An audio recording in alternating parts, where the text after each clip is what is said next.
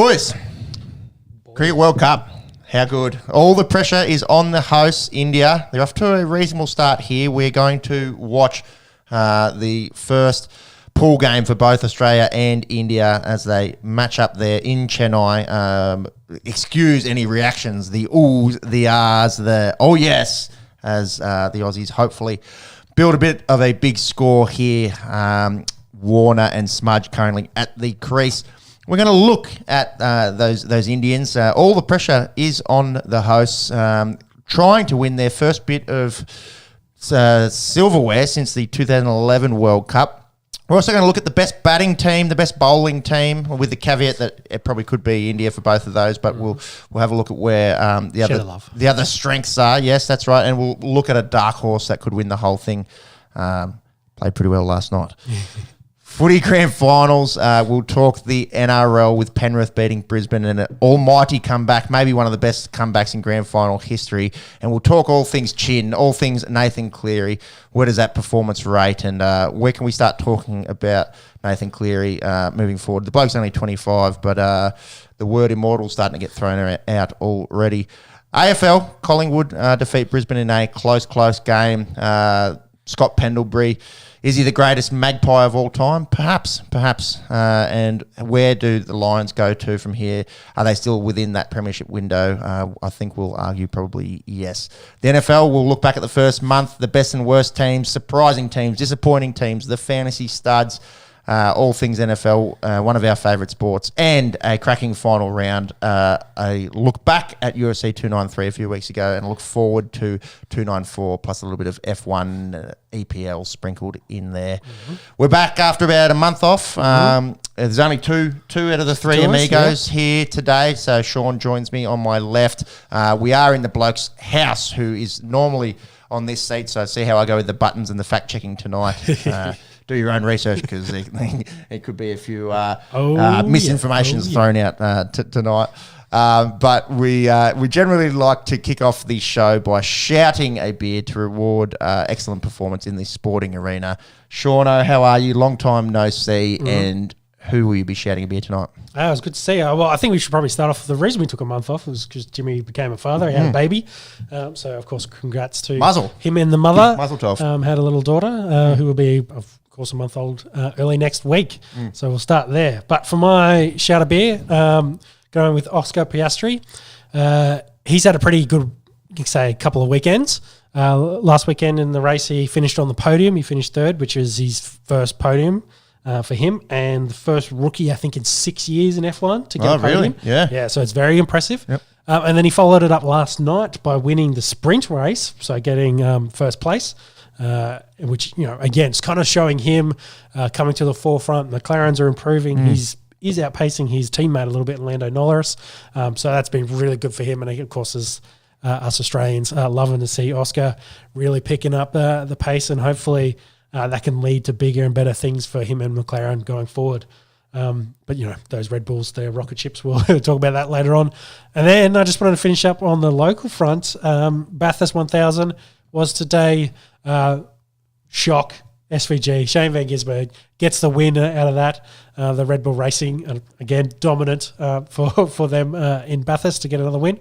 And it'll probably be his last for a while. It was his third Bathurst win, but while we were away, it's announced he's going to NASCAR. So he's going to NASCAR next year. So good luck to him. Only has to make one turn. Yes. And he'll probably struggle in the oval races, and then when they do street circuits, he'll dominate the shit out of them. All the best to him as he goes over there. Me, motorsport casual by all accounts, but Oscar Piastri, he's 22, and for a young, Aussie, rapidly ascending. Yes. And it gets the casuals, the guys that look and see, this reminds me of a young Ricardo. Maybe I'll keep an eye on the F1. Yep. So I think he's doing big things for the less diehard in the Australian public, and seeing a good young talent on the come up. It's good to see. Yep, 100% agree. What about you, baby? Mate, young talent. I'm going to completely change arenas, but a young Aussie who absolutely lit up the Karen Rolton Oval today in Jake Fraser McGurk, the fastest 100 by a long shot in Australian domestic 50-over cricket. 100 off 29 balls, if you don't mind, for the man they call Rooster. I think that's based off his surname, McGurk, in the Marsh Cup versus Tasmania. Brought up his ton before the 10th over had finished. Yep. It's pretty impressive. Did they go on to win the game? No, they didn't. They didn't. They were chasing a mammoth 420 odd, and Fraser McGurk did all he could to build an elite platform for them to go on and try to win the game, but they finished with a measly 380 odd, I think, 378. So still about 40 odd runs short, but an excellent knock there. We've seen a bit of him in the Big Bash, I think, with the Renegades in recent years. So he's only a young bloke and obviously can find the middle. So keep an eye on Jake Fraser McGurk, and he's definitely probably owed a beer from all his teammates, I reckon, after, they were none for 160 after 10 overs and they weren't able to finish out with a win, but definitely deserving of a cold one, courtesy of the Esky tonight. Yes. And I think I saw it. You might be able to confirm what the statistic was, but I thought it said it was the fastest first-class century in cricket history. Yeah, so it's not first class. I think it's the fastest top level list A 50-over format. Okay. Yeah.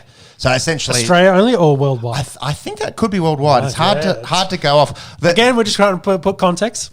Very impressive. It's very quick. I know the AB de Villiers one is the world record in international cricket. That was 32, I think. So it's a few balls faster even than that. Do your own research. It's going to be hard to find. It's going to be hard to find, but I think that was that. Check it out. Get answers in the comments if we were wrong. 29 balls, incredible. Yeah. Mop of the week. Speaking of not incredible. Yeah, this is I've had this happen to me on Madden, I reckon, before. But run us through the story here, Shauno. Well, it was college football today over there in America, and we had Miami taking on Georgia Tech. So two big universities. Miami were ahead in the game. I think it was 2017. The scoreline. They had the ball. It was third down. Under 40 seconds to go. Kneel down, win the game, get out of there, hit the showers, etc. They decided to hand it off to the running back. Why? Who I think it was like he went off left B gap, gets hit by all the linebackers, and one of them pops it out. Fumble. Georgia Tech recovers. They turn around and have a 30-yard touchdown pass to then take the lead and win the game with about 2 seconds left. So an all-time bottling by the Miami coaching staff. It boggles the imagination, doesn't it? The victory formation. Why? Very deserving. Did they? Maybe they weren't aware of the game situation. Well, hey, that's why you're the coach. They call in plays like it's pretty close to top flight football. So yeah, they shouldn't be making those kind of mistakes. Horrendous balls up there from the Hurricanes. Considering they have rosters of about 100 players at a time in college, one of them should have had an idea of what was going on the sidelines. Yeah, that's right. It was like, hey, why don't we just kneel down and win this game? I actually haven't seen the footage. I'm going to definitely be looking at this footage because it boggles the mind why you wouldn't get in the victory formation and kneel down. Yeah, the commentators were getting stuck into them, and then of course they bottled it and they took it from there. Enjoy the mop. Hurricanes. All right, I've got to get a little bit of a lean on going. Let's see if we can do this without stuffing it up.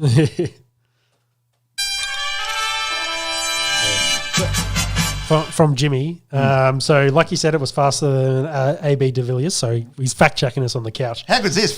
Fact-checking, not from here. That's why he gets paid the big bucks. So, it just does say here, it was the fastest limited overs ton scored in a professional match, while the opener's 18-ball 50 was the quickest by an Australian in 50-over cricket.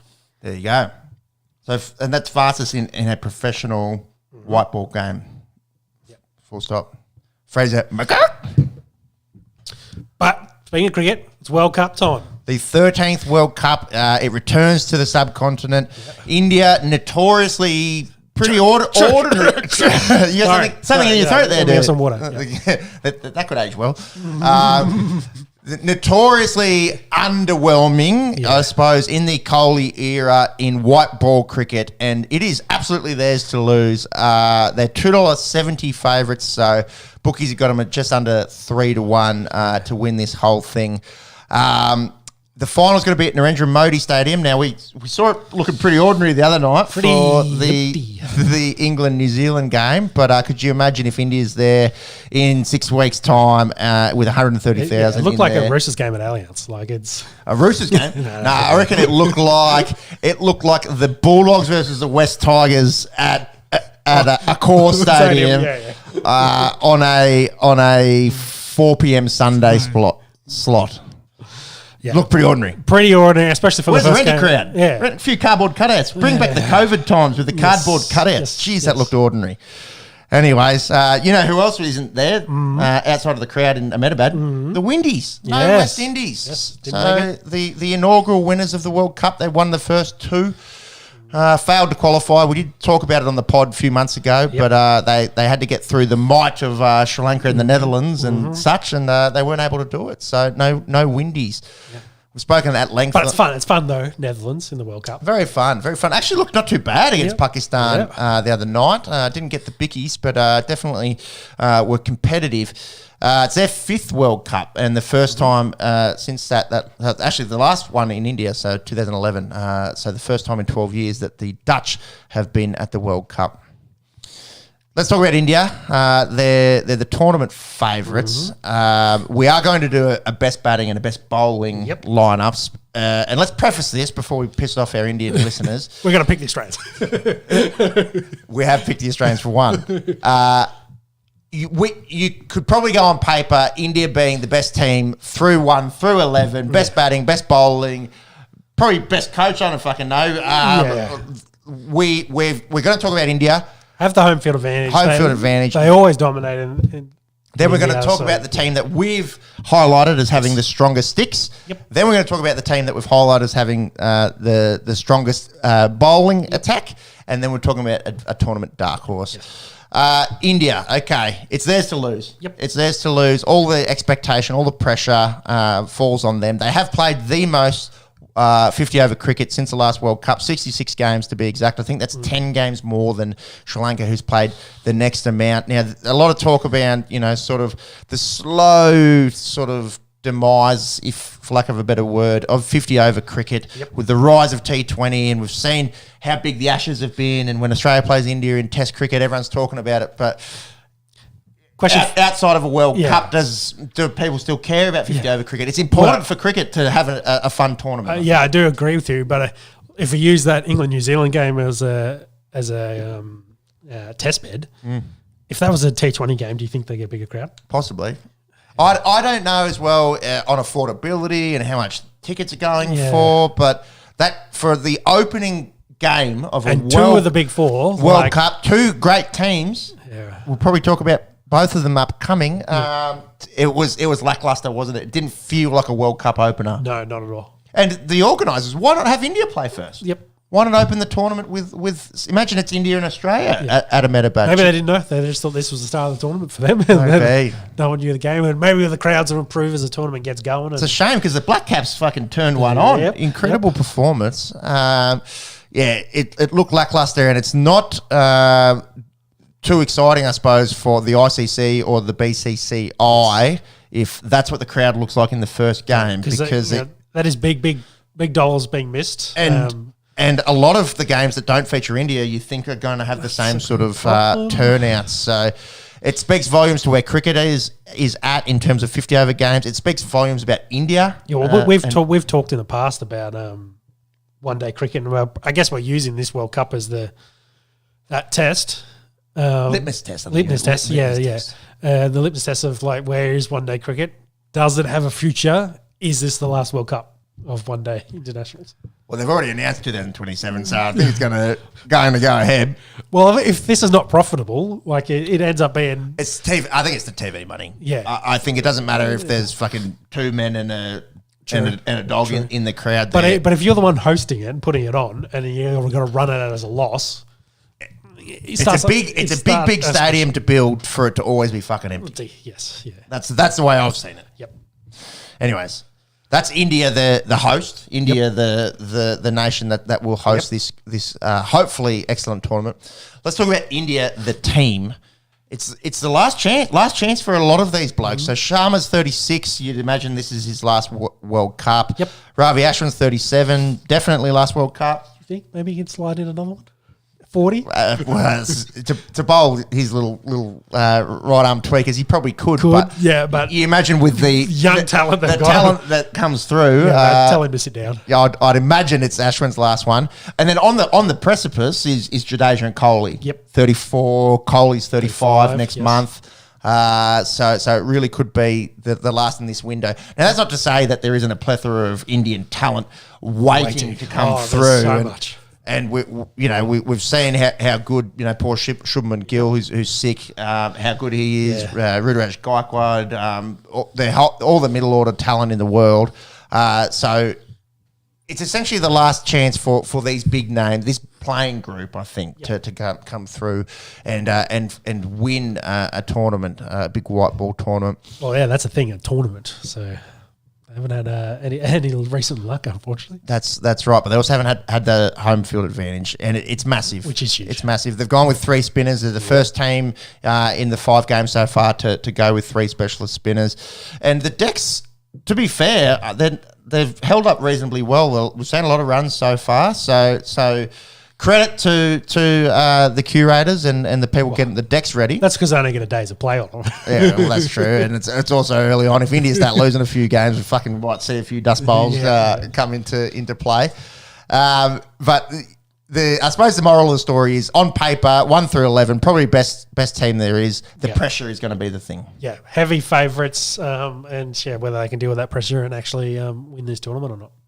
Kohli, as a side note, 47. Looks fucking hot too, by the way. Does look very warm. 47 ODI tons. He needs 3 to overtake Sachin, 2 to equal for most ever. I'm sure there's no doubt that he does it in his career. Does he do it in this World Cup? That will be the question. All right. Aussie fans, don't get too cranky at us. Look away. Maybe Indian fans too.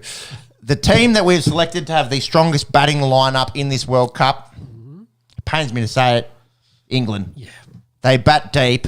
No, probably top 3 in the world kind of sticks at the moment in white ball cricket. Yep. But just strong throughout. Bairstow averages a tick under 45. David Malan, nearly 60. Joe Root, tick under 50. Harry Brook, Moeen Ali in this middle order. Now, we've seen what Brook can do in Test cricket. We've seen what he can do in the IPL and in T20 cricket. Doesn't have the numbers to back it up so far in ODI cricket. He's played a handful of games. Super talented. Moeen Ali in the middle order, strikes at about 100. Probably a little bit. He's averaging about 25, a little bit less than what I was expecting. But then when you've got Josh Buttler and Liam Livingston coming in at 6 and 7, they just bat forever, don't they? Oh yeah. A little bit lackluster, I must say, in the first game against New Zealand. We'll give them a pass there. New Zealand. Did that happen in the last, or am I thinking about T20? They started kind of slow in that tournament and then kind of got going towards... they took them a while to find their strides. And I think on paper, that's as good a batting lineup as there is at the World Cup. Yeah, agree. Best bowling, we've gone a little bit with our hearts, maybe not our heads. Again, caveat, you could probably argue India win all of these categories. Yep. But we've got some numbers to back them up. There's 2 teams that have 3 bowlers in the top 10 in the ODI rankings. Australia is one of them. Yep. That's who we've gone with. Afghanistan is the other. So punching above their weight. We haven't gone with Afghanistan. Josh Hazlewood is the number 2 ODI ranked bowler in the world at the moment, and he's coming off probably his best IPL ever. Mm-hmm. Averages 26, goes for 4.7 and over. Adam Zampa, tick under 30, has been the mainstay in Australian white ball cricket for close to 10 years. Starkey, incredible one-day record, averages under 23. And Pat Cummins, the only of those of our frontline bowlers that isn't in the top 10 in the rankings at the moment, but we've seen how good he is in the other formats of the game. Yes. The problem I have with our bowling is the depth. So with the Ashton Agar injury, we didn't pick a spinner to replace him. Labuschagne comes in. Yep. to replace Ashton Agar. If Zamps is sore and misses a game or two, it's hard. Maxi's going to have to bowl 10 overs. Yep. Sean Abbott maybe comes into the starting 11. Yeah. I don't know how we're going to work it. Need some extras out of Cam Green, etc. Cam Green. There was talk about Nathan Lyon putting his hand up to come in when Ashton Agar ruled out through injury. But I think in terms of a frontline four and the fact that it's always these guys, you're picking your best four and there's no arguments really around selections or anything. It has always been in recent memory in white ball cricket, these four. Really formidable. All of them have got a fair bit of experience under Indian conditions. That's probably what separates, I think, in Australia from, say, South Africa, who have got a really good bowling lineup. The Kiwis even, although Bolton Southey have played plenty. So we've gone Australia here for best bowlers. Yeah, I tend to agree. I do like the Pakistani attack. Purely just pace, all the pace. Well, if we're picking the fastest bowling lineup, it'd be them. Probably the Pakistanis for sure. Yes.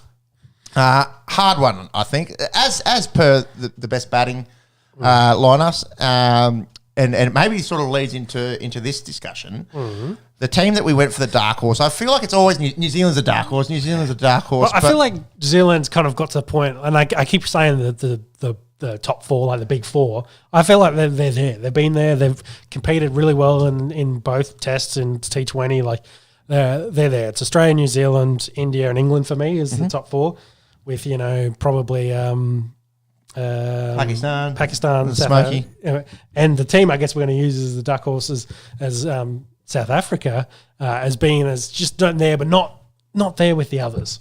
They're probably what we'd consider T2 and ahead of everyone else, that kind of chasing from behind them. But yeah, I feel like New Zealand can't be a dark horse because they can definitely win this tournament. Right. They're in the legitimate top four now in all white ball tournaments. Yeah. You got to stop having them as a dark horse. You got to have them as a legitimate favourite. And what they did to England night one, is testament to that. Yep, 100% agree.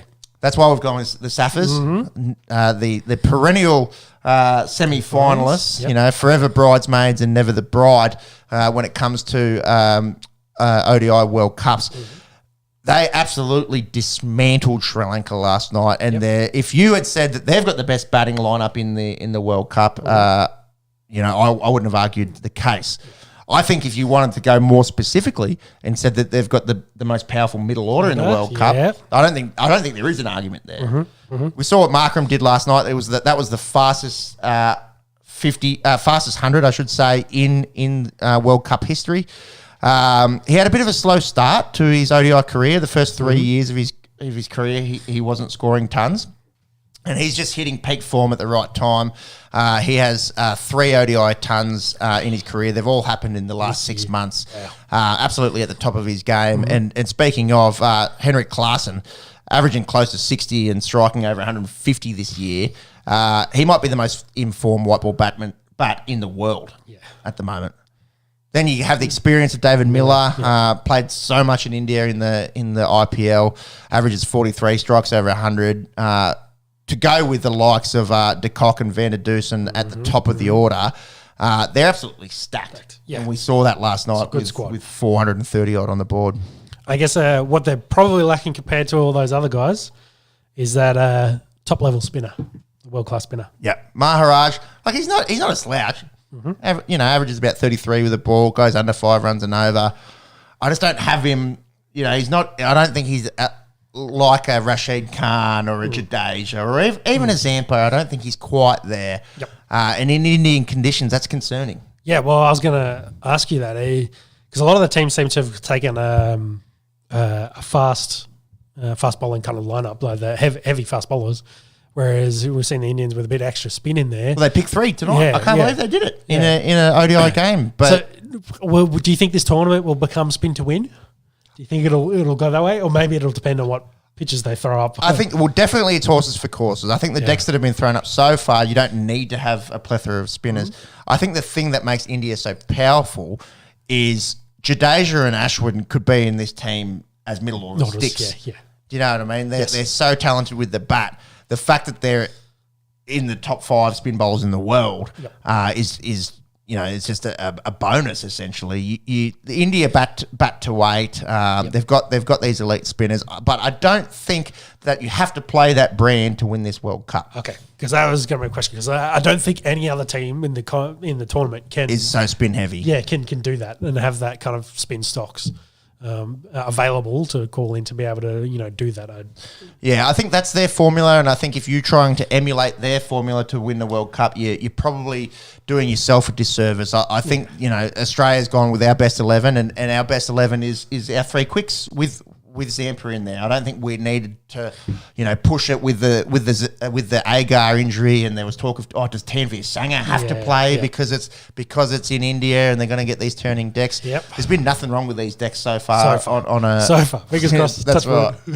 From a batting perspective, but it's an interesting point that they line up so differently to the rest of the tournament. Yeah, well, you'd think if they had an advantage over every other team, that would be it. And whether they can, and since they're at home, whether they can take more advantage of it over the other teams. Just finishing on South Africa as well. Yep, their fasts are elite. Yes, Janssen, Ngidi, Rabada, it was flip of a coin for me for us and them to highlight our best bowling teams in the World Cup. Yep. Yeah, so I think what we're saying, the top 4 all have chances of winning this tournament. Pakistan and South Africa probably dark horses, but could still, will challenge those other 4 teams. Everyone else, I wouldn't be surprised if Sri Lanka could force their way into the semi-finals. Well, actually, speaking of a team that might have a bit of extra spin stocks available, they might be. I think, but maybe not to the level of talent we kind of. And I think Hasaranga being out really hurts them. They made the Asian Cup final last month. They had to go the long way for qualification. I wouldn't be surprised if they snuck in or were there or thereabouts. You wouldn't think any of the Netherlands, Afghanistan, or Bangladesh are going to bother too many teams. But again, outside of the Netherlands, I wouldn't be surprised if any of the remaining teams made the semi-finals. Yep.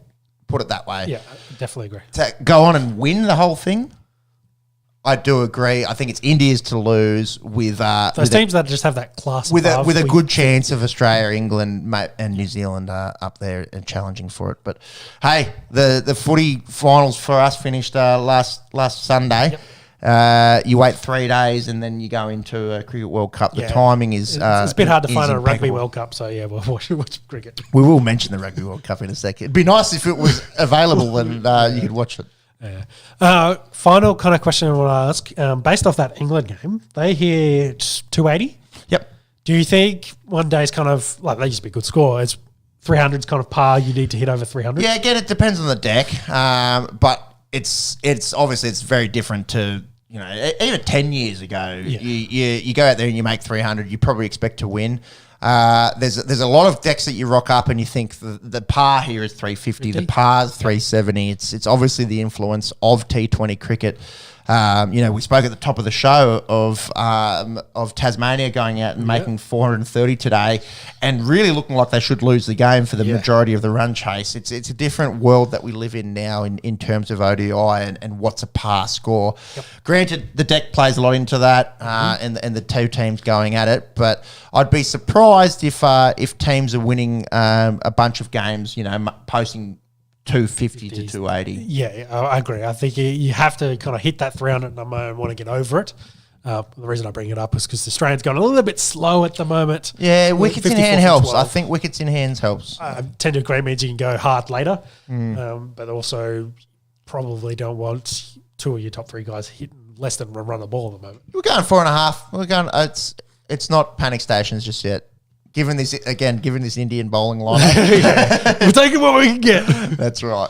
We'll keep an eye on how this might end up being first innings unfolds. Yeah, and based on what you said about the Australian lineup, this might end up being more of a defensive game where it's you put a solid total and then have to defend really hard. Yeah. The last point that I wanted to make. Yep. It's a long World Cup. Oh yeah. 9 group games. Yep. all you have to do is be there in a semi-final. You've got a chance. Yes. You've got a chance. And it also means all of these big matchups are so important, but it also puts the pressure on when you're playing the so-called minnows. Yep. You can't drop the ball. No, you can't fuck up. You can't fuck up. You can't afford to lose to Bangladesh. You can't afford for Afghanistan to go out there and upset you if you're like a tier 1 nation. Yeah, because they'll happily take your semi-final spot. 100%. 100%. Or one of the other teams will lick their lips, at those fuck-ups. So open the door and they'll kick it in. Yep. So how often are they playing? So there's a game every day for us viewers, and it's roughly every 5 days for the boys playing. Yep. Essentially a game every day, and a lot of the weekends have got the two time slots. Okay. So we saw Saturday our time. Yesterday for us, a game starting at about 4 p.m. and a game starting about 7:30. Yep. Beautiful. Late viewing for the first innings for Aussies. Mm-hmm. Makes it hard, going into the late night, but especially you'll get to watch a lot of cricket in terms of at least first innings viewership. Yep, tend to agree. All right, that'll wrap us up for the Cricket World Cup. We will keep an eye on how this innings unfolds. Yep. Some footy.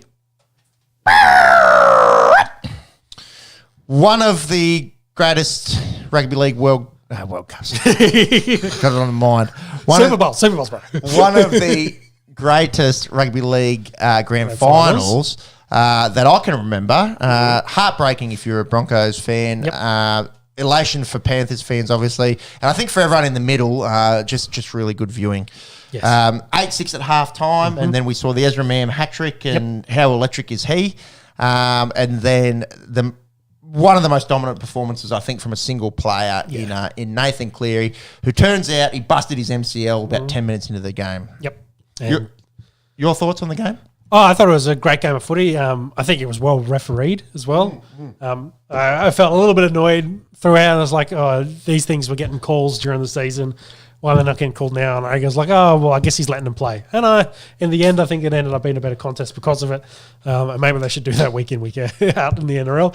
But either way, I think it allowed it to flow, allowed them more opportunities. And I think it was a great game overall.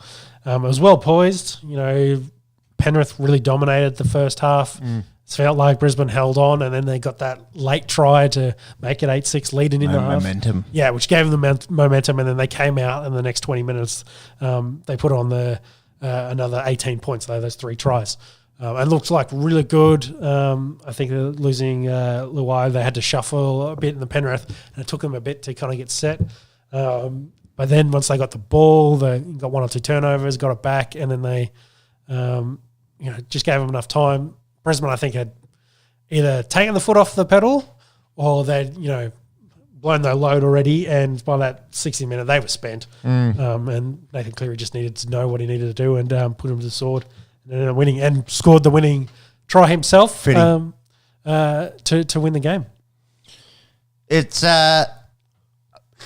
I'm trying to go back and I'm trying to remember a better GF performance. I've got to go back to being quite young. Joey Johns in the 97 and the 01 grand finals. I think a perfect one was last time Brisbane was in the grand finals and Jonathan Thurston.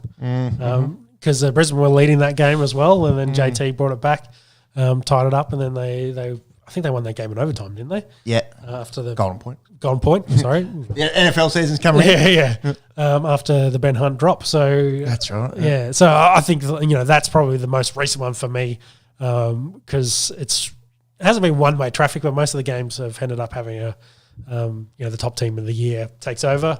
Whereas we got what we were hoping for, the 2 best teams all season, Yep. Really showed out. I think it was probably a great experience from the young Brisbane team, and we'll talk about both Brisbane teams for the same sort of reason.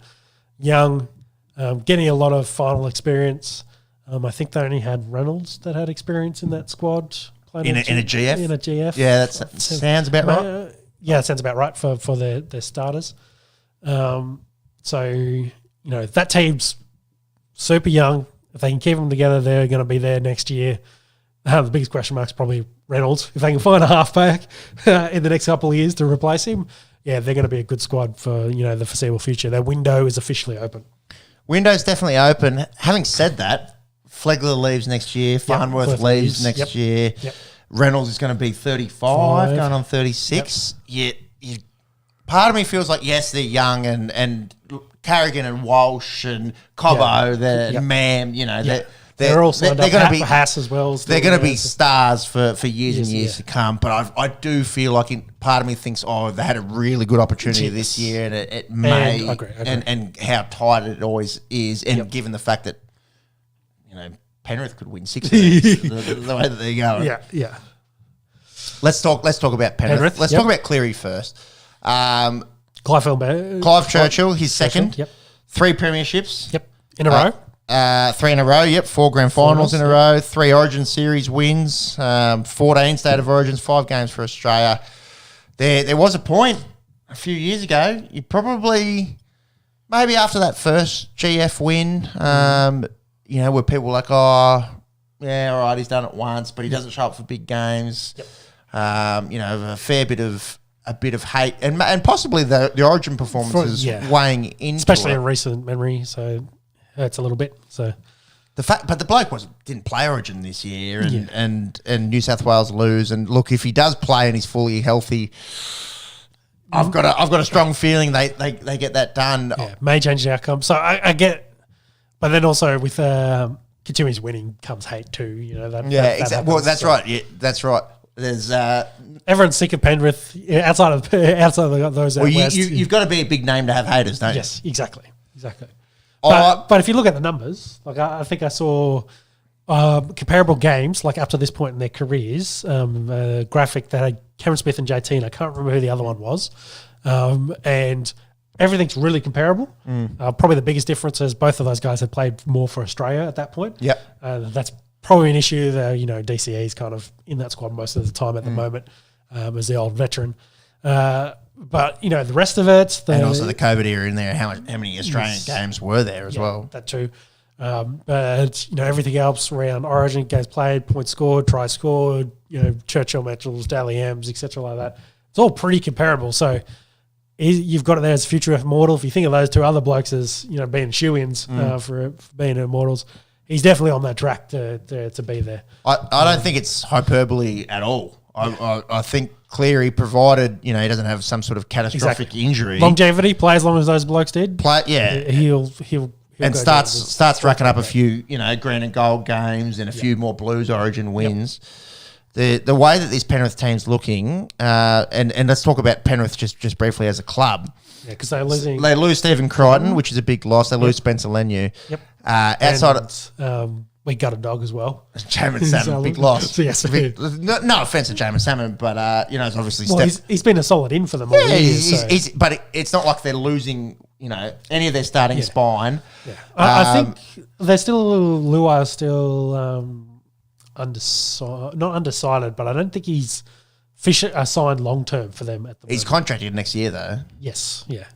But outside of that, and whether he start looking for money elsewhere, and but I feel like the last few pre-seasons, it's like, they lost Matt Burton, that they got to drop off. They lost Coruscant, they're going to have to drop off. And they just keep going, and they've obviously got the biggest rugby league breeding ground in Australia, and all these juniors and all these boys that have played together and coming through the ranks. Yeah. But also spines really make teams. Edwards has been there for ages. Yep. He's got an Australia gig. Good on you. Very good. Well deserved. Yeah, and his issue has always been that everyone else. He might be. We'll talk about consistency. He's super consistent at the position. Plays really well. Maybe just lacks a little bit of X factor that say a Walsh has. So he doesn't get the headlines, but he's excellent. Yep. And then you got Cleary and Luai always playing there together. Like that team's always going to be good when you build around that spot. Yes, that's right. So, put a bunch of potatoes around that 167 and that'd be good. And shout out to Mitch Kenny, like big shoes to fill with Coruscant leaving and played an excellent season. You think that's what the Storm did for a long time as well. Like that Billy, Cameron and Cooper.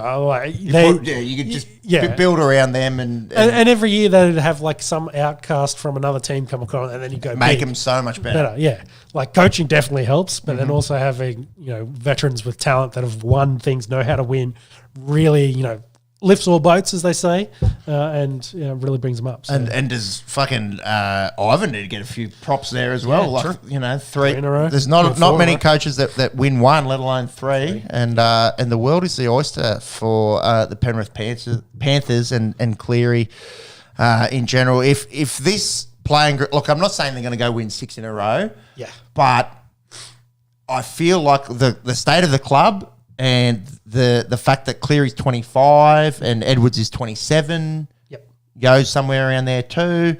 It wouldn't surprise me if these blokes retire with Cleary as an immortal and 5 or 6 rings. Yeah, and if we talk about the Penrith dynasty coming up, where do they rank as all-time teams? Yeah, that's a good chat. Because I think the great comparison's probably Storm from... When did they win their first one? 07 or 08? Through to... Oh, that era, because 99 they won, but then it was different. Essentially. So essentially, when Bealey and Cameron started to when Cameron retired, which I think was 2018, their period of dominance, the amount of grand finals they played in, I think they played in 6-1-4, 2 asterisks. Yes, correct. Throw that in there as well. That's kind of... to me, in modern era NRL, that's the best team. But the asterisk is a big asterisk. Yes. Because as soon as you start to argue, Melbourne Storm, there's salary cap sheets and 2 of them didn't count and all of that rhetoric comes into it. Yeah, but if you could get away with having fake books here and giving the other fake books here, I'm pretty sure a lot of the clubs probably were doing something similar if it was that fucking easy. Yeah. So, they were the ones that got caught. They still turned up every week. They still won all those fucking games. Yeah, yes, they 100%. They had, maybe they had more talent under the cap, but moving the Sabaros around, etc. But it's not to say that others weren't possibly doing it. That's conspiracy. But like I said, they still had to be healthy, still win all those fucking games, still play in all the finals, still win.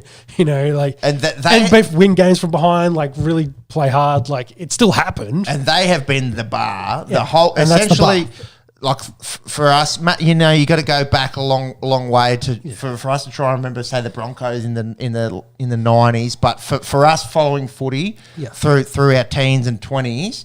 The Melbourne Storm under Bellyache and with all those future immortals, they have been the standard. Yeah. And I think there's an argument now to say this Penrith team is better. My point on that is this team lost to that Storm team in the grand final. Once, yeah. And choked hard against them in the grand final. So, yes. When Nathan Cleary was fucking 21. Yeah. But like I said, that was probably Penrith windows opening and the Storm's windows closing. 100%. And, the Storm are kind of in that phase of they're still good, but they're kind of rebuilding around Munster and Hughes and their new talent down there. So, I think, that's kind of where they want to get to. I don't think they're there yet, but I think... if they spend the next 7 years dominating like the Storm did over that decade. What if they win next year? What if they've got 4 in a row? Yeah, can you just say then? Yeah, probably. That's enough? That's 5 grand finals in a row and they won 4. That's already comparable and they could probably I think it's past comparable. I think that's... I think there's an argument now to say that Penrith is the best team of the modern era. Yep. I think they win 4 in a row and I think it's game over. Yeah, I'm happy to agree on that point. I'm glad we talk about the Storm as well and the modern era. Yep. Because you've got everything else is essentially ancient history. Yes. We can talk to people. Football changed when the team salary cap. Yeah, and you look at where sport is in general across the world. It's not sports performance. Science. Sports science. The growth of that since the turn of the millennium has really changed. What a modern day athlete is, and it's so different. It's not a bunch of fucking brickies and plumbers that smoke darts at half time. Exactly, and a big difference compared to every other kind of league is there's a clear point where the 2 separate leagues came back together and the modern era started. Yep. And from there you can go, well, this is modern NRL, and these are the best teams that we've seen play. You have to ask probably blokes of our dad's sort of era about Parramatta in the 80s with Sterling and Kenny. Back go the Dragons. And the Dragons. And it's sort of, if you want to go back to the Dragons and the 11 in a row, and this is pre-salary cap, obviously, but there's no comparison. Yeah, like, exactly. It's never going to happen again in probably any big sport that we follow. No. Bayern Munich says hi. but in terms of Aussie sports, it's never going to happen again. And then you've really got to go back to, kind of World War II era. South did a couple 3-peats.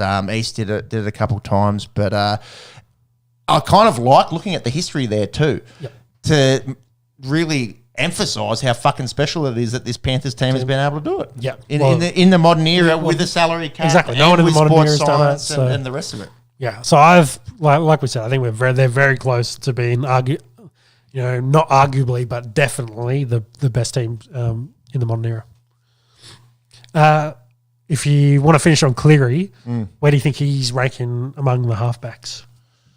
Like ever? Yeah. If his career was to finish tomorrow? Yeah, because I've seen chat if his career ended tomorrow, where would he be? And that he's the greatest of all time. And I'm like, don't think he's quite there yet. If he follows his trajectory, again, it's probably going to be definite. Mate, he walks it in if he follows on this trajectory. If his career finishes tomorrow, I think you have to argue that Thurston and Johns and maybe Cooper Cronk are ahead of him at the moment. Yeah, I feel really disappointed for Cooper Cronk. He's basically the Tom Brady of the NRL.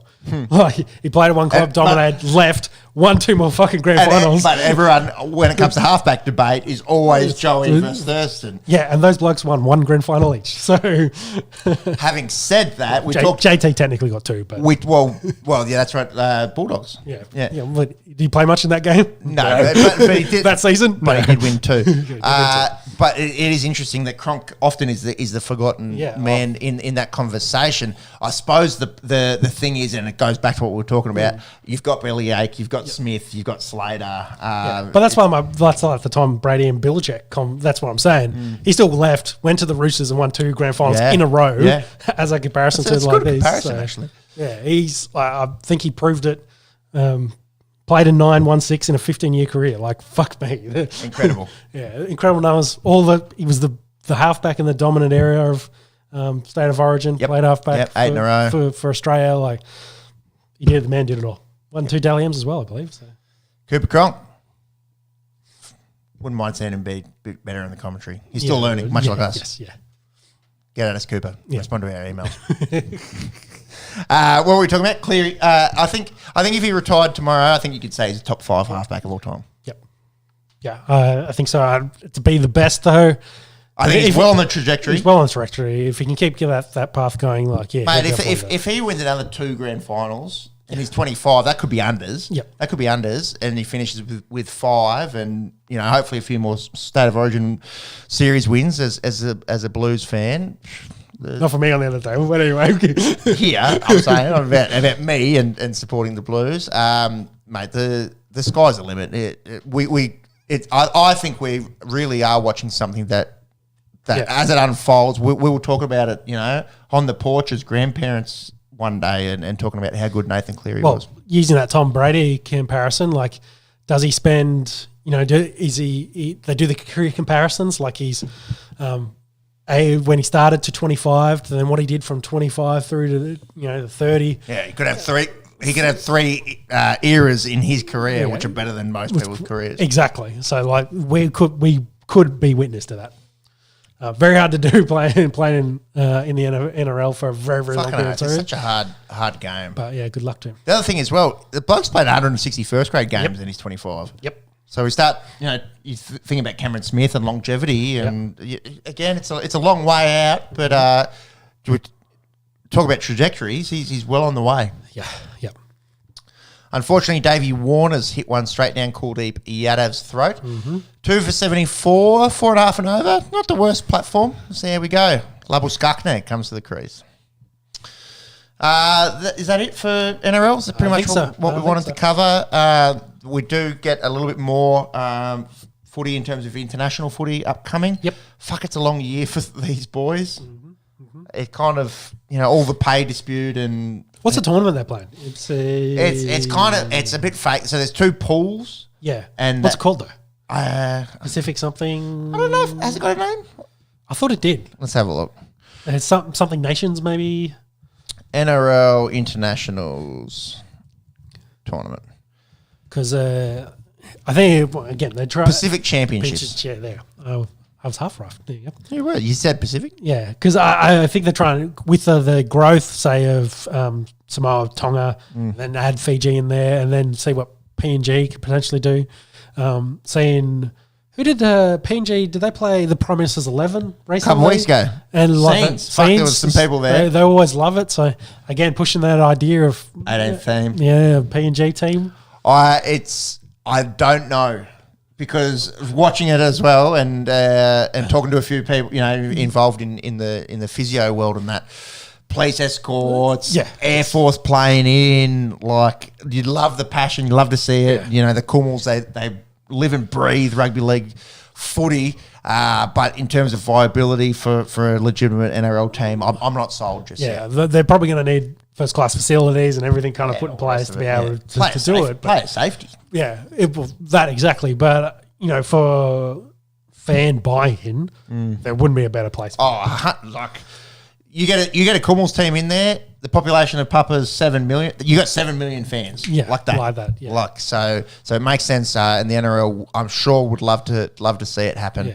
But it's a good little tournament. And like you say, for these tier 2 nations to show what they've got up against the big boys. It kicks off next weekend with Australia taking on Samoa and PG taking on the Cook Islands in the boys. And that game is in Port Moresby, the Papua game against the Cook Islands. Yeah, that'd be huge. All right, let's go south of the border.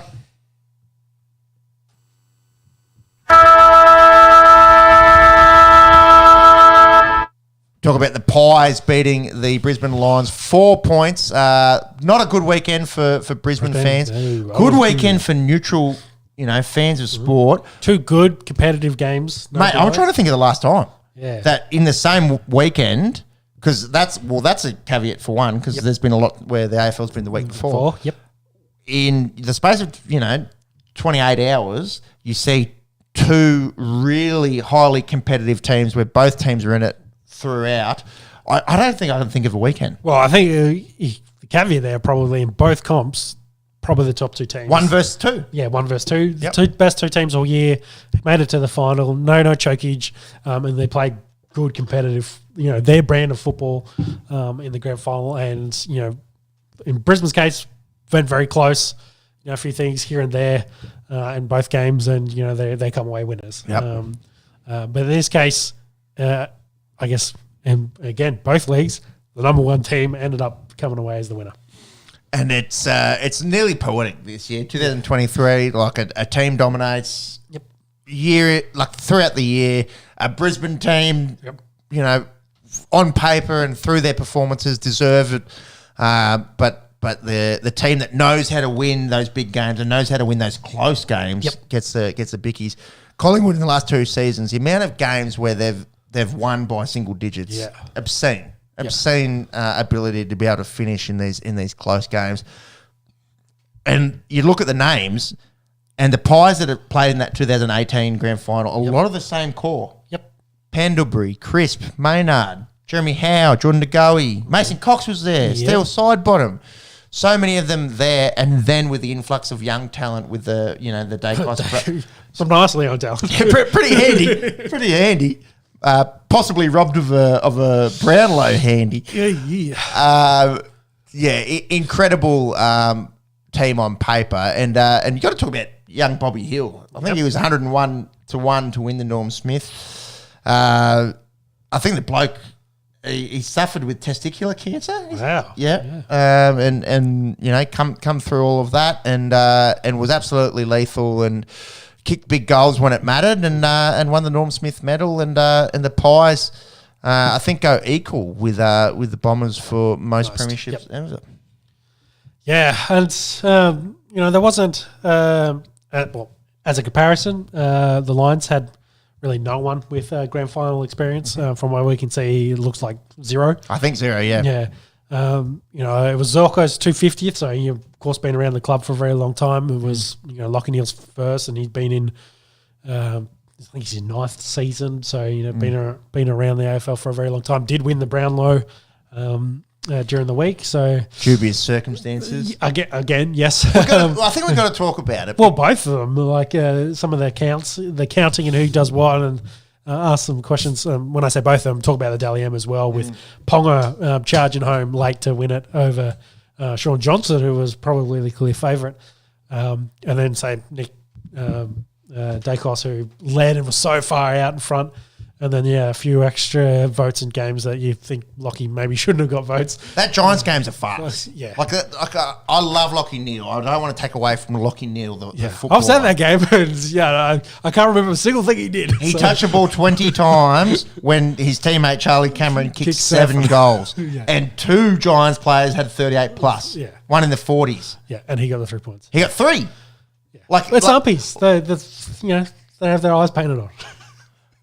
And it starts a discussion around should umpires that are in the head of the moment and can't be checking stats and, I feel like the umpires are like, well, who didn't blow up most about the free kicks? Like, honestly, I do think that plays into it. And maybe also they get I see firsthand the big moments. Yeah. And that heavily influenced. Maybe Lockie Neal had a big moment where he set up one of Charlie Cameron's goals and they're like, wow, that was awesome. But bias there. I think there's something wrong with there's something wrong with the system. Also, Dally M, 2 independent judges that judged it separately. I'm not sure if they are former players or not, but I believe they were that did the voting system. And they still had their own dubious issues with it as well. So, and hey, you need to throw out the voting system, start again. So, I don't know. It's... Do you need someone who it's their role? It's not their role to officiate. It's not their role to commentate. It's not their role to do anything outside of watch the game and give votes. Well, that's what the Dally M was, and it still had a lot of questions asked about. You really should have Ponga have won that. Should he have got enough votes in that? And is there games that missed for Sean Johnson that he should have got votes in? So. I think the league is, like, from what I could see and the way that Ponga finished the season, I think it's less egregious that Ponga comes home. Sean Johnson did it for the whole year. Yeah. Yes. And again, if you want to talk about taking a player out of their system, the Warriors aren't the Warriors without Sean Johnson. Yeah. You could argue the same for the Knights, but I just think it's a little bit more pronounced with the Warriors. I think in both codes there's some issues around but handing out.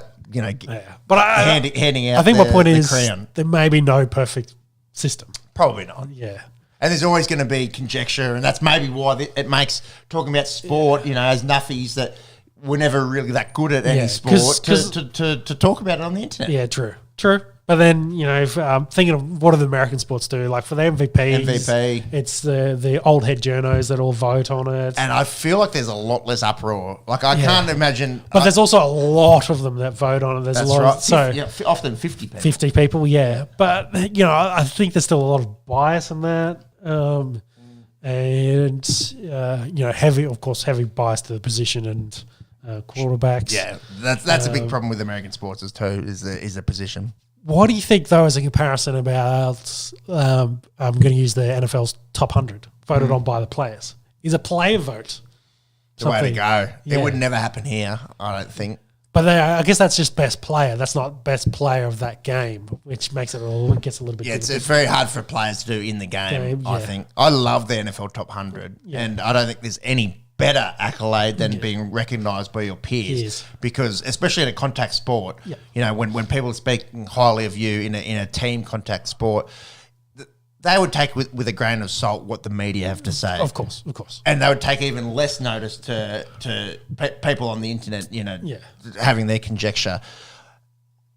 When the blokes that they play against and are the elite of the elite in a tough physical sport want to say, I think you're the best running back in the NFL, or I think he's the best player in the NFL, he's the best defensive player in the NFL. That probably means more to them than anything that could be handed out by the media or referees. But I don't know. I think we've just gone in through the game you can't do it. Yeah. You can't. There's no way. Like, and how are you meant to be impartial to? Like if you ask the captains to do it, they just got to pick their cool guys. I don't think there's any right or wrong. Yeah, we've gone through 4 or 5 systems, so none of them are perfect. So for me, the least perfect I think is the umpires. I just don't know how you're meant to officiate and have all the the backlash when you get things wrong and the scrutiny when you get things wrong. To then think 3, 2, 1. Who do I think was the best guys out there, or do I just say El Neil because he's always good and gets a lot of ball and is a nice bloke? Yeah. I tend to agree. And has a nice looking wife. But by all accounts, according to said umpire. Yeah, according to Instagram. I don't know. If there is a right answer, you think you've got the right answer, please leave it in the comments. We would love to hear about it. There is another talking point, I think, that comes from this game with Scott Pendlebury becoming a second-time premiership player. Barring injury next year, plays 400. 400. He's in the 380s at the moment. Is that the first to play 400? Third, I think. So Brent Harvey, Dustin Fletcher. This will be an easy Google. Maybe fourth. Maybe fourth. There's a few players to have played. This is where we miss Monkey. Players most AFL games. The question I wanted to pose to you is he the best Magpie of all time? Well, he's been their captain for 11 years. I think he captained. I think I did right. You've got that's 8. 8, 9 inclusive. 14 to 22. 9 seasons. If he goes around next year, unless he's planned to, then 9 seasons 10. of captaincy. He wasn't captain this year, by the way. Oh, that's right. He gave it up. Yeah. Darcy Moore. Yes, Darcy took it over. But still, 9 years as captain. That's pretty incredible in itself. 2 premierships now. Yep. He's got that in the 2010 against St Kilda. In that rematch, he won the Norma Smith. Yep. 6-time All-Australian, 3-time Anzac medals. Yep. Most games for Collingwood, most disposals, most tackles for Collingwood ever. Yep. The biggest club in the AFL. It's a pretty handy resume. Oh, definitely. And your stats there, he's currently 6th with 5 in the 400s. So you're missing Michael Tuck and I can't remember out of your list of 3 before. So I missed Tuck and Burgoyne and Bartlett, which is pretty incredible, actually. Kevin Bartlett, 65 to 83. When you look at everyone essentially outside of him is modern. And speaking of, again, we're talking before about how hard it is, to, in these old games, these old Australian games that we have to compare eras. Yeah. Gordon Coventry kicked 1,200 odd games, kicked 1,200 odd goals, 300 odd games. For Pendlebury to usurp him as the greatest pie ever, there's just recency bias. That's all that is. Nathan Buckley, got to see the back end of his career as a youngster. Yep. Very, very, very good. Tony Shaw, you could probably throw in for argument's sake, but look, I wouldn't look at you sideways if you said Scott Pendlebury's the greatest Magpie of all time. Yeah, and I think you could, going back to our previous conversation, definitely make a good argument for it. He might be not as definitive as you'd like. He's so consistent. I think that's probably the thing. He's consistent. He hasn't got, say, as many accolades or gets the headlines as some of his younger talent in that squad. His top isn't like Dusty at his top. At his peak, yeah, I agree. But you think right now, I would rather Pendlebury in my team than Dustin Martin in 2023. Yep. And to think that he was doing that in fucking 08, 09. Yep. The longevity to play in the midfield and to have 15, 16 stellar years under your belt. I think there is there's a real argument to say that Scott Pendlebury is the greatest Magpie of all time. Yeah, I agree. Brisbane Lions, your Brisbane Lions. Yes. They're in that premiership window. I think the good thing is they're still very young. Yeah, and I think they're lucky they've got some young talent coming through as well. Will Ashcroft was there Ashcroft this year. Was the big Doesn't one. blow his knee. He's only going to be better next year. Yep. I think I've been saying it all year, and I've been saying it for the years. I feel like they just lack something. That the X factor. Maybe it's closing now. It's being able to close at these close games. Again, they didn't win a single game in the MCG this year. So the grand final is always going to be played there. So you need to learn how to win at the G. I like some of their comments. It's just another stadium, but also their record there is not great. No, it's not just another stadium with it. And it's going to be the knock on them, isn't it? Yep. This incredible team that's made preliminary finals and now went within a bee stick of winning a grand final. Yeah. But they just don't have that flag yet. Yeah. So, I think it's coming. I do think it's coming. Yeah, they're very close. Like, their window's been open for a while, and, they got to capitalise on it soon with this talent before they start getting poached and the young fellas start going elsewhere or, getting towards past their primes, etc. And, Lockie Neal's not getting any younger. He's 30 going on 31. So, you need to capitalise now while he's winning Brownlows and not when he's the back end of his career. And you become a victim of your own success. We talk about Penrith and how it's amazing that they've just kept this dynasty going when they lose Matt Burton and when they lose Appy Coruscant, because all that success breeds interest from other clubs. Definitely. And obviously a lot of these guys are going to get big numbers thrown at them. And with the AFL trying to keep North Melbourne alive and a lot of money and a lot of draw as well to go play for one of the big four, say Melbourne clubs.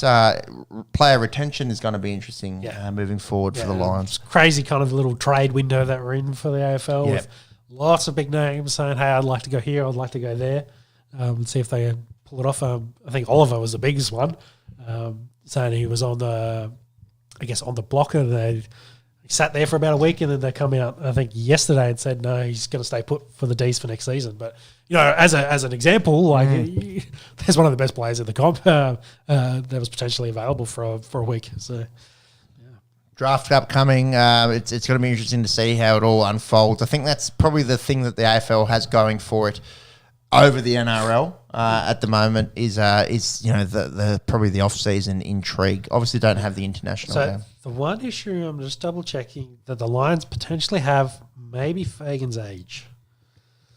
Because I thought... No, 62 is not too bad. I was going to say, as a coach, how old's Wayne Bennett? Yeah, well, that's the thing. He'll be coaching in a wheelchair for sure when in his 90s. So the way he's going, and probably win a comp. Yeah, yes. And have no comment. Yeah. But I think Fag's been there 6 years now. Yeah. So, they've only improved essentially since he's been there. And, hopefully he'll hang around at least for another couple of years until, I guess, his job's done of winning a grand final for Brisbane. You just feel for him. I must say, I think I probably speak for a lot of Australians when I say that I was going for Brisbane in that. I think if you weren't, if you didn't bleed black and white, you were probably going for Brisbane. Amazing season, didn't lose at the Gabba and rocked up on grand final day and gave the fans the best grand final, hands down, in many years. And just weren't quite good enough. Yeah, it comes down to a kick. It's a cruel game, really. Yeah, let's see COVID come back so they can play a grand final at the Gabba. Yeah, and again, maybe they missed their chance. Maybe that was something there. Yeah.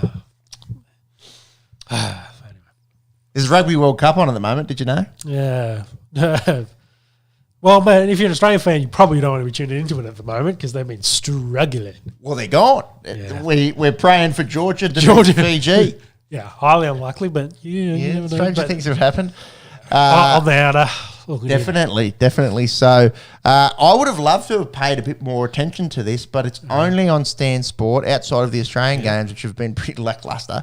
I hope Channel 9 has the quarterfinals. I don't know. I asked a few of the rugby boys in my group chat, and much like the Australian carrier pigeon, didn't get a response from them. I don't know. Rugby, we talk about a lot on this podcast. Obviously, preface it. We are more rugby league focused. We follow rugby league teams, but it's becoming increasingly hard to try and follow this game that we were once world champions. Yeah, I don't think we'll get to say that again. The way that it's looking. No, and I think we're going to maybe do a bit of a deep dive into that at some point. Maybe next week we might talk a little bit or in a fortnight's time. But it's been hard to follow. I remember the first game was France and New Zealand, and it was Friday night, so early Saturday morning. I was up with the bub.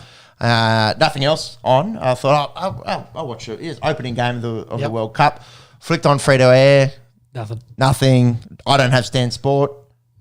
Probably not going to buy a subscription to watch France and New Zealand play at 6 a.m. on a Saturday morning.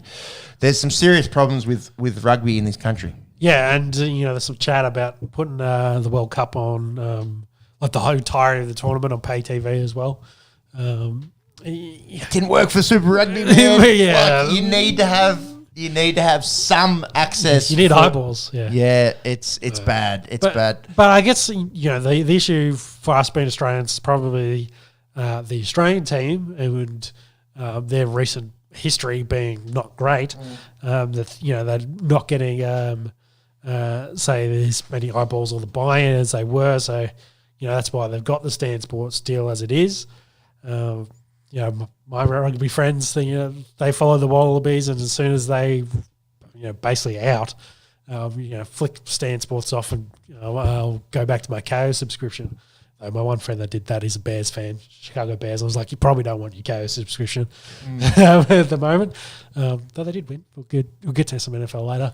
But yeah, it's just a hard sport to follow. And from what I can see, it's a shame because this World Cup for the neutral viewer. It's intriguing. Yeah, it looks. Ireland could win it. England could win it. France could win it. South Africa looks really good. South Africa could win it.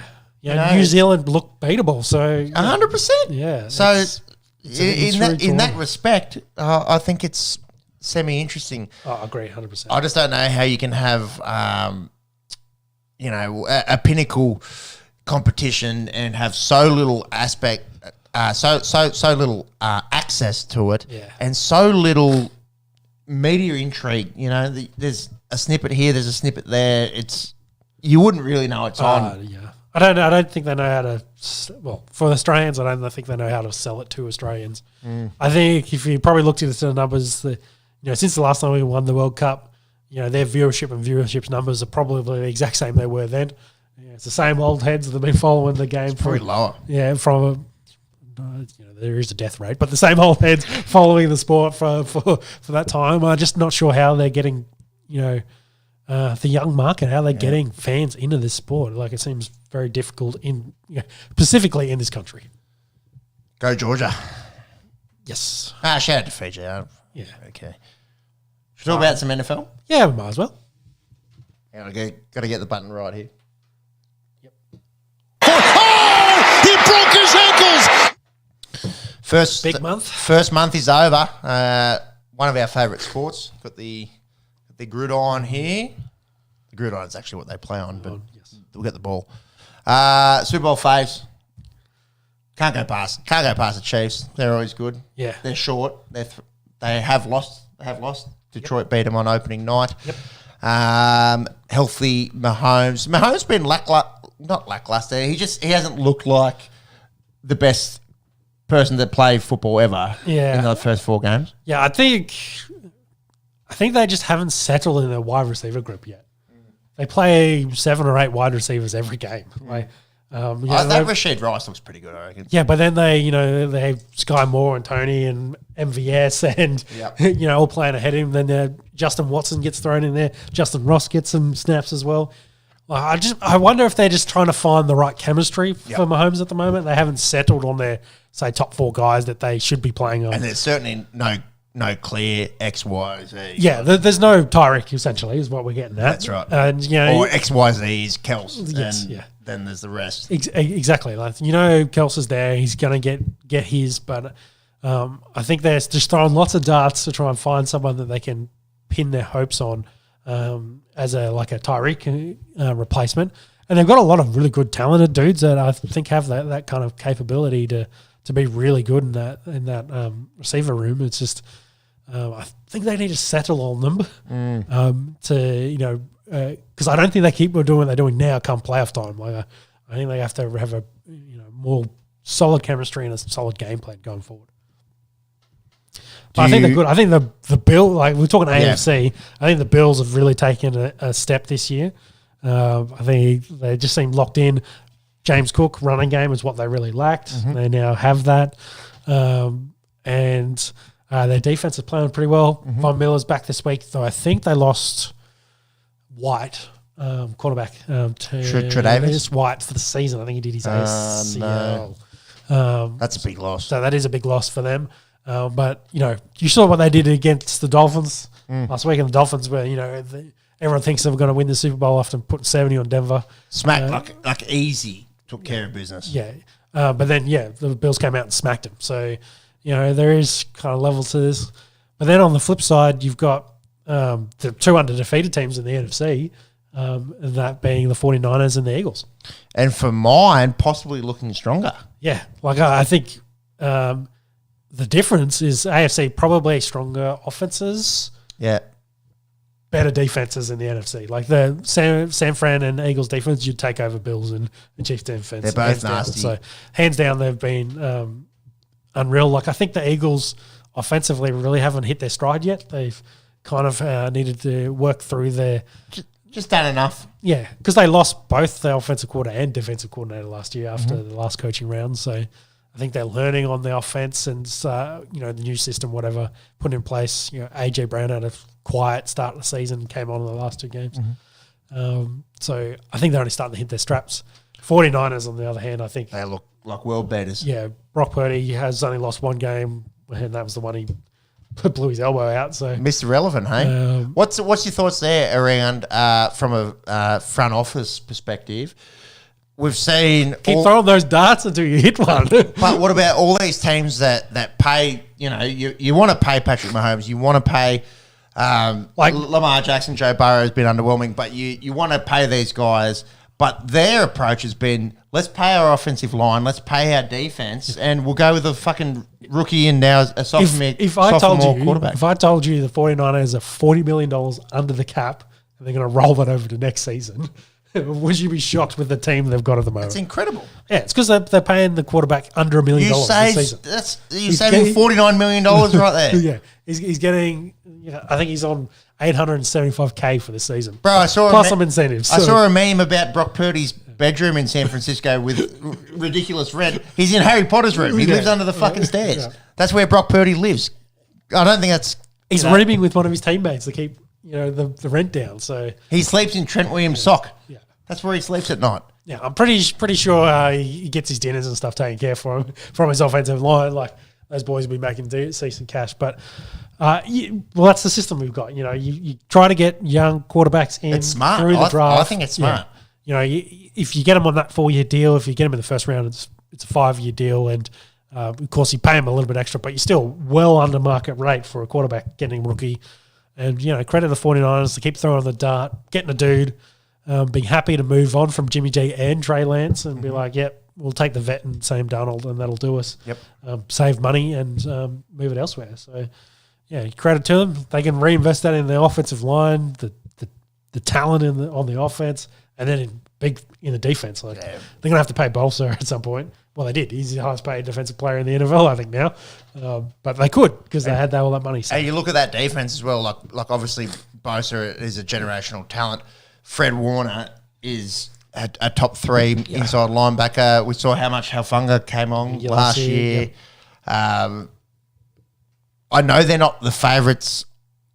They're not number one according to our bookies, but for mine, I think they're the team to beat. Yeah, and I think for them it's probably largely health. CMC is healthy. How good's he been, man? He's been so good, yeah. Should we talk about him now? Let's talk about him now. Yeah, go for it.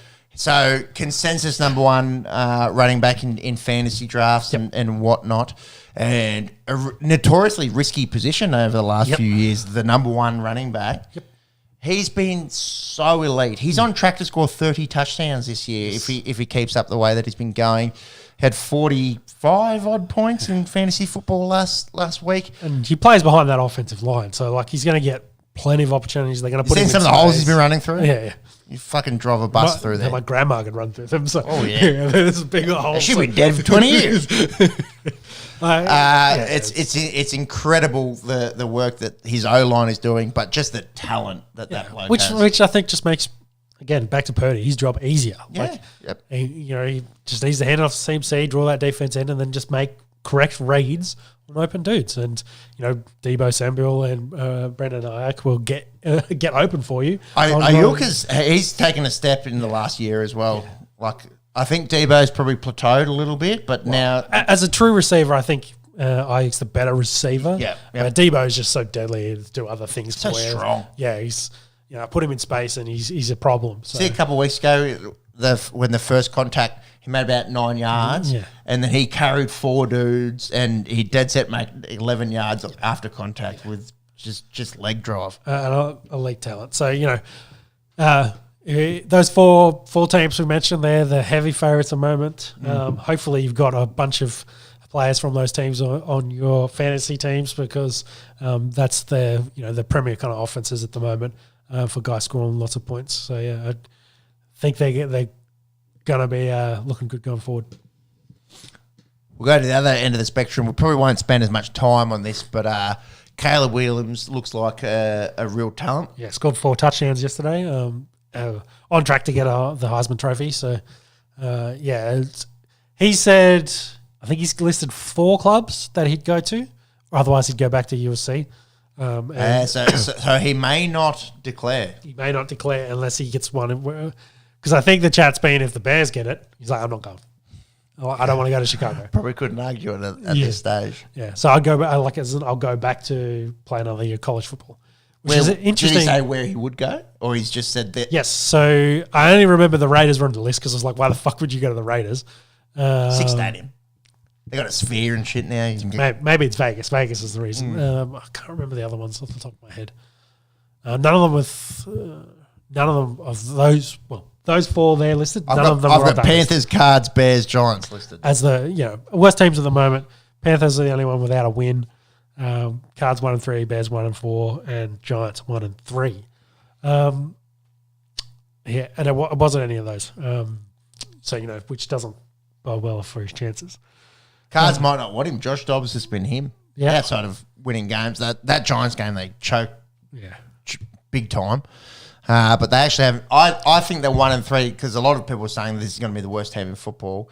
They've been better than that. They're a bee's dick away from being 2-2. I don't think they've been that bad. Yeah, and Kyler's going to come back and then show what he can do, and then they'll see where they have that conversation. Panthers, they've got Bryce Young, and they'll probably stick with him for a year or so. They really like him. They're in the hunt for a number 1 wide receiver at the moment, so to give him because they feel a bit light on with the talent they've got.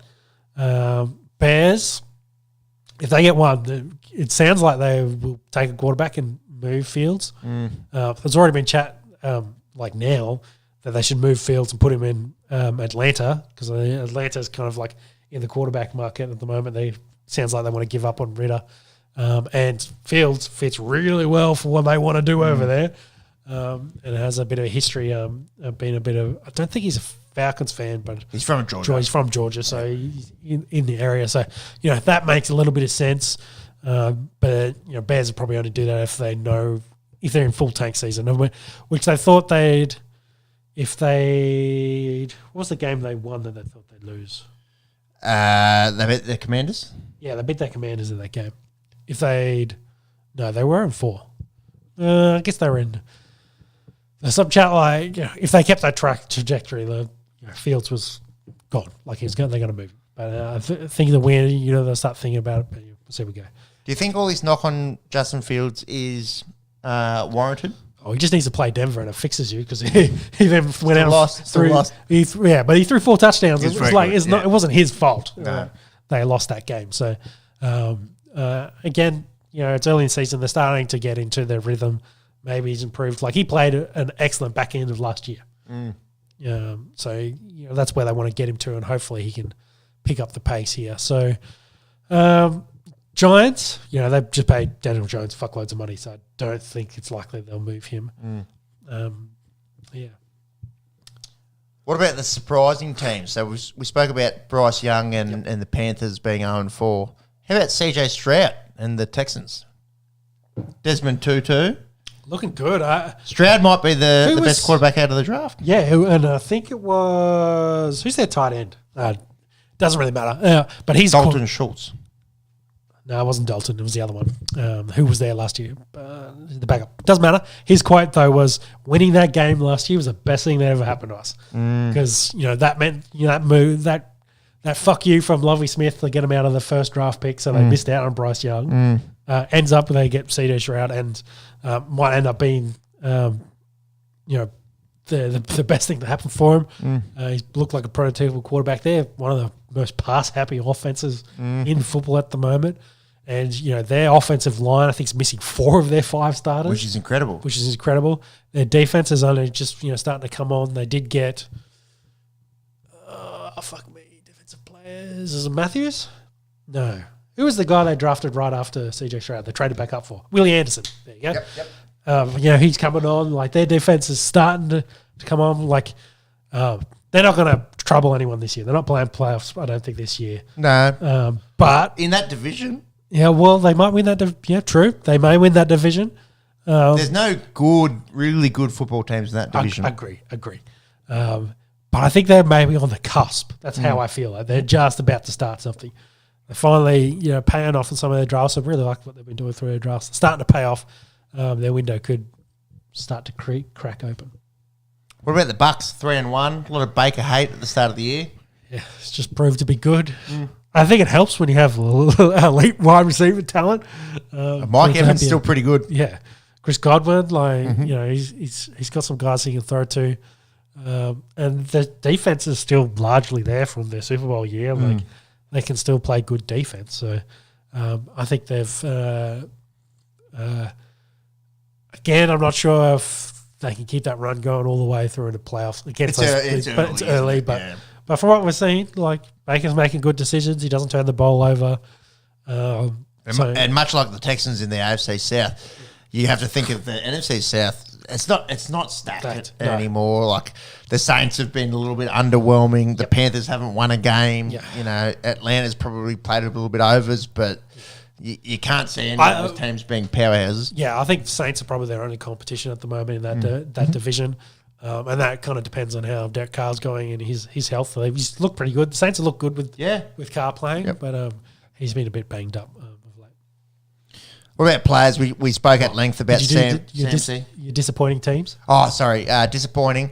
You got to talk about the Bengals. Bengals, yeah.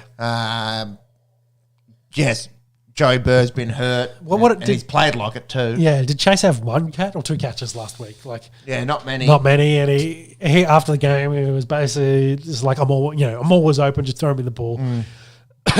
Burrow's not playing to his full potential, and you can tell that calf is bugging him. And he definitely restrained it from what I understand. So and that's going to limit you in your base and your velocity. So it doesn't help. T. Higgins broke a rib, and I think he's going to play through it, but he might miss some time. Yeah, it's going to be hard. I thought he's maybe missing 1 game at least. Yeah. And we're talking about the South divisions being easy.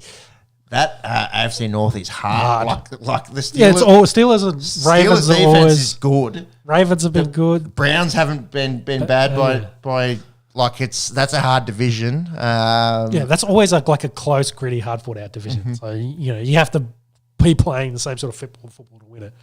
I think they lost. Well, they didn't lose. They sacked him essentially. I think Collins was their left tackle, wasn't he? Lau. Yeah, and they sacked him at the start of the year. So I wonder if they're struggling a little bit on offensive line as well. And that's been their problem for years. Yeah, their defense is, doesn't really have any big name value to it. It's been solid, but that team's built around Burrow slinging that rock around, and he just hasn't been able to do it. So, they've been disappointing. The Minnesota Vikings, they're 1-3. They've been close in some of those games. And last year when they won the 8 in a row, they were close. Winning. They were just winning, and now they've just been just losing. I think there's still a good chance that they both of these teams. I wouldn't rule out playing playoff football. Just a bit of momentum, and then but just a bit get on a disappointing run. from where we suspected. You see Cousins' numbers through the first month of football, pretty close to MVP numbers. They're just not getting the wins. And Justin Jefferson and TJ Hawkinson have eaten. I think their big problem was they couldn't play defense last year, and Defense stinks, and I think moving Dalvin, I don't think Madison is the same running back as Dalvin Cook. So did they? So they got Cam Akers. Yep, which is again very interesting. Kyron Williams, rapid ascension up the Rams depth chart, because they're an interesting team at the moment, mainly for Kirk Cousins. Because if they lose a couple more games, there's talk about moving him. The Jets. So he's in the last year of his contract, isn't he? Yes, exactly. And do they? They got a young head coach. Do they try and it's like, hey, we're say we're 1-5, and probably round their bye weekend, like on the bye weekend, and the Jets are going to pay overs. The Jets need a quarterback. They're like, hey, we want to fucking win this year. We've built to win this year. We just need a quarterback, and ours blew his Achilles, and Zach Wilson, though, did outgun Patrick Mahomes last week. It hasn't been great. No. So, whether Kirk Cousins could ignite them a little bit, that's been the talk. Do they hit the restart button if they get to that point? And they could very well be if they're in the hunt for that first overall pick. Any other players that come to mind? Devon Achane, I think we need. I was going to say Dolphins. Just any. The offense of the most Dolphins. has been unreal. Yeah. Waddle's been hurt when he's been when he's playing. I'm sure, viable fantasy wide receiver one. They've been unreal. Who else has been good from players' perspective? Well, go back to the Rams. Kyron Williams, and then Puka Nacua. Yes, they've come out of nowhere. I guess with a healthy Stafford. They're slinging the rock around like they're getting a lot more opportunities. They're probably close to being in that surprising chat from teams before. Yeah, considering they won the Super Bowl 2 years ago. Yeah, and then looking on in the preseason, looking at them, just going, they stink. Yeah, they've been reasonably good. But also, they don't play a single starter in the preseason. That's McVay's thing. So they're very hard to get a gauge on because they don't play a single starter. But they've still, Aaron Donald's still there. He's still fucking good. Yep. I think they've been pretty good. What I want to talk about was probably the Shanahan coaching tree. So I'm talking about Mike Shanahan because you take, I think it's Kyle, Sean McVay, McDaniels, and Matt LaFleur. Nice. Yeah, they're like the four head coaches from his tree. And they're the kind of offenses that are really kind of hot at the moment. Packers probably want to kick it again a little bit in that conversation. But I think there's a joke going around that all four of them got together and then had to pick which one had to pick offensive position out of a hat that they couldn't use. So I think it was McVay was running back. Shanahan was quarterback. Daniels was tight end. So what does that leave? LaFleur, wide receiver. Yeah. So they're the talent they can't really use, and they have to build around everything else. Largely, it kind of follows the script a little bit. So it does sound like it's an interesting caveat, but to digress from the conversation, I think those teams, young head coaches, you see it. A lot of the young head coaches, offensive head coaches, have a lot of the really good fantasy guys running around at the moment. Yep. Bring on month 2. We're only a few hours actually from kickoff. There's another game in England. Bills and Jags going at it. Should be. Jags play really well in England for whatever reason. Away from home. That's probably because they play there fuckload. Oh, yeah, they do. And the Bills, it'd probably be their first game, I'm assuming, in England. You think the Bills would get the job done? You'd think, but I think what I'm hoping, actually, the Jags beat Buffalo last year. Yeah. So they match up well against them. for whatever reason, whether Josh Allen's just afraid of his shadow and Josh Allen. That was that game last year, wasn't it? Exactly. Josh Allen sacked the fuck out of Josh Allen. Yes. So that's what reminds me of it. For me, I'm hoping it turns into a bit of a shootout, slinging match over there in England, which would be excellent. Wrap us up for NFL? Yep. Let's hit it. Fun around. There we go. Easy job, man. Easy job. Monk's going to be out of a job. Let's look back at UFC 293. At least your fingers aren't dainty and the button went off. You actually hit it, whereas he touches it and it doesn't work. Yeah, I'll probably break it. That's it. You have 2 attempts at UFC. So the last 293. I think the last time we'd podcasted, O'Malley had won. Had he? Correct. Yes. So now we've got 2 Shawns. We've got 2 Shawns. Yes. So 2 months ago, there wasn't a Shawn that was a champion. And now there's 2 Shawns. 2, yep. When's third one here? Yeah. The champion of fucking dribbling. Sean Strickland, he was the longest odds to win underdog. To win a middleweight title ever, and one of the longest odds ever, one of the biggest dogs to win a UFC main event. Pretty incredible. Piece him up, throughout. Yeah. Throughout the fight. Yeah, I think some of Sean Strickland's comments post-fight, things like, I didn't think he was going to be that bad, stuff like that. I think not in a disrespectful way, though, I don't think either. Yeah, I think it undersold his game plan, which was, he had an excellent defensive game plan. His shoulder roll really worked really well to defend it. But I think the main thing was pressure and forcing Israel to go backwards. Yep. Which Izzy was running the whole fight. Yeah, which I think he really struggled. He couldn't set his jab up, which then he couldn't lead any of his big kicks, high kicks, anything off it. So I think he just really struggled for openings, and he had 5 rounds with Sean in front of him, and couldn't really work out a way in. And Sean did an excellent job defending anything that he did throw. He was definitely well coached. I've seen some of the video of breaking down the leg kicks and checking inside, outside, stepping back for different for the various low kicks, and essentially allowing Israel to get absolutely nothing off. Just shows they put a mammoth effort into the video work, the study. They knew Israel inside and out, and they had a great game plan for him, which is probably why Israel looks so bad. Is because they just nullified everything he could do, and Israel was kind of lost. Bro, he didn't have a scratch on him. Yeah. He walked out of that unanimous decision for a reason. Did you think Israel didn't? Yes, as Smudge just plays all around one. Do you think Izzy? Aussie need to get going here. We do. We need to push the tempo. Wow, Israel, do you think he could have prepared more? Do you think he didn't respect how good Sean Strickland was going to be, how powerful a striker he was going to be? Maybe. All solid maybes. This fight was meant to be not Faf Duplessis. So, and the turnaround for Duplessis wasn't going to make it, so that's why it didn't happen.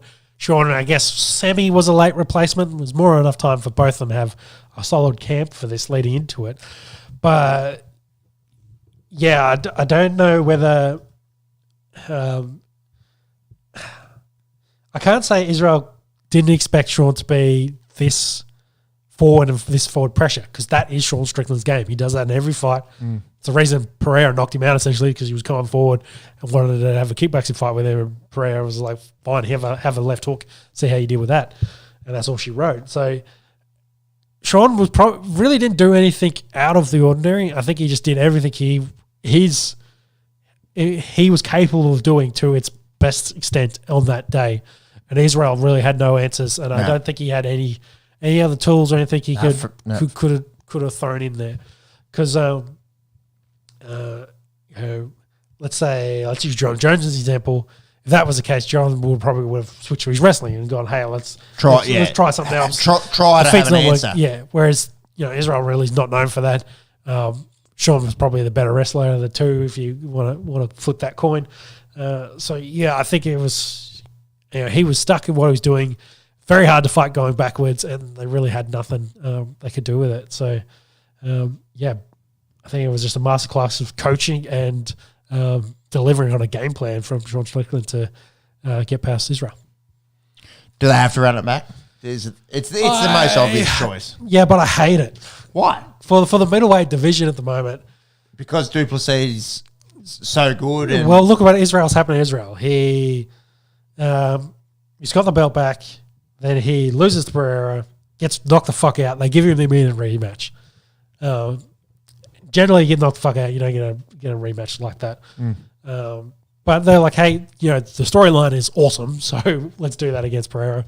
He does get the win, cool. Then he fights Sean Strickland, loses. Like his last 3 is 2 losses technically.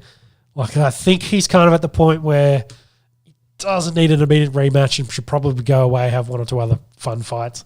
Let's have a bit of a change up at the top of the middleweight division. changing of the guard. Yeah, maybe not change guard because I think he'll come back, but I think he just needs something to change up at the top. Does he not deserve it? I think he got his instant rematch. Like I think he deserved his instant rematch against Pereira. So I think he's already used it. Yeah, he's handed that card in. Like he's get out of jail free card. Like I don't think he can't give him another one straight away after the fact that again he was handedly beaten. Like I think Israel needs to go away, fight someone else. Yeah, maybe have a number 1 contenders fight against Duplessis. Like maybe that's where it goes. And winner gets Strickland. And Strickland maybe get someone else in the meantime. I feel like though. But then who that's Mr. Irrelevant. What happens if they beat Strickland? That happens. That happens in the UFC. Yeah. Yeah, but then if Israel wins his fight, then he can come back, fight for the belt, maybe get his belt back. Strickland might win again. Like I kind of feel like this is.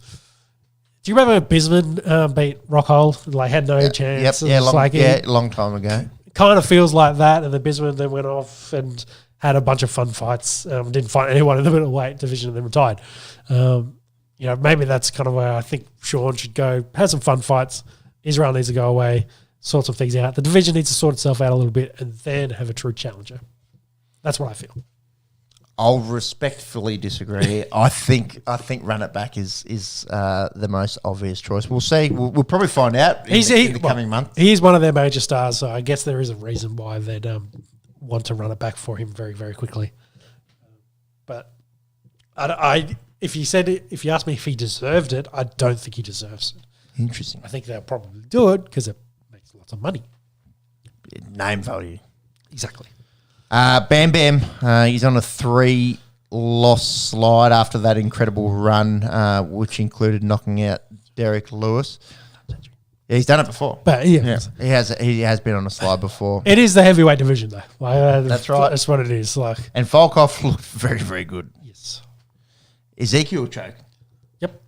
Don't fully understand what that is. Definitely not a jiu-jitsu aficionado. I don't know the one that is off the top of my head. Yeah, I don't know. It's only a couple of times it's been done in the UFC. Volkov looks like he's legit. I think they might have booked him against Tom Aspen. Oh, yeah, possibly. Because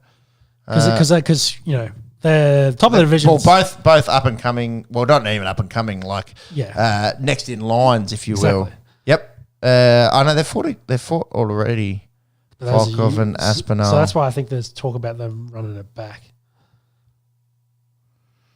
Yeah. Anyway, Can't say it. It might just be rumours. Because at the top of that division is kind of blocked at the moment with Jones is going to take on Stipe. So that's where they're talking at the moment.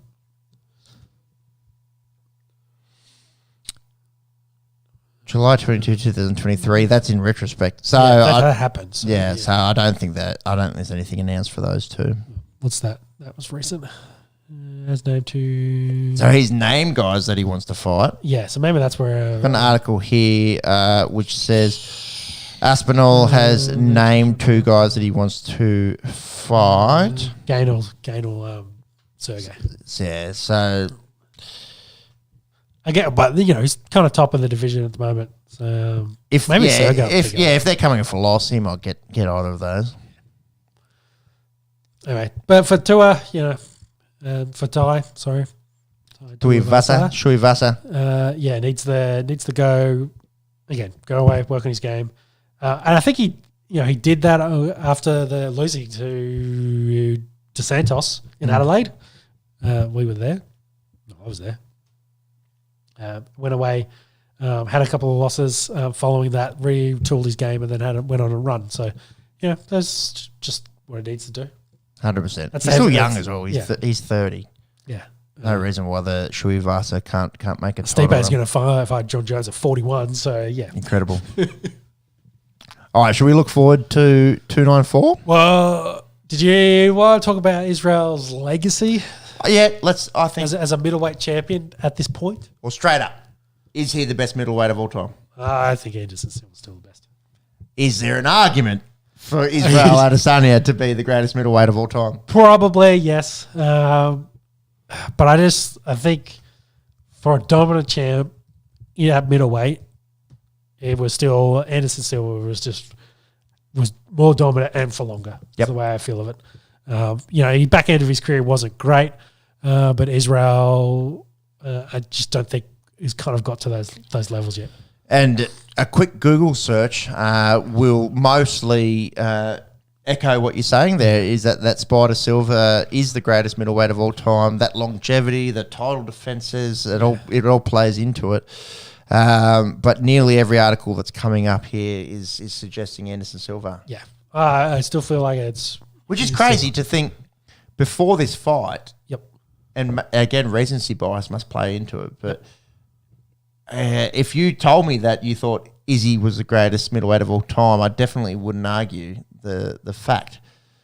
It's interesting. You go out and get done by a 6-1, 7-1 underdog, and people start thinking very quickly about legacies. Yes.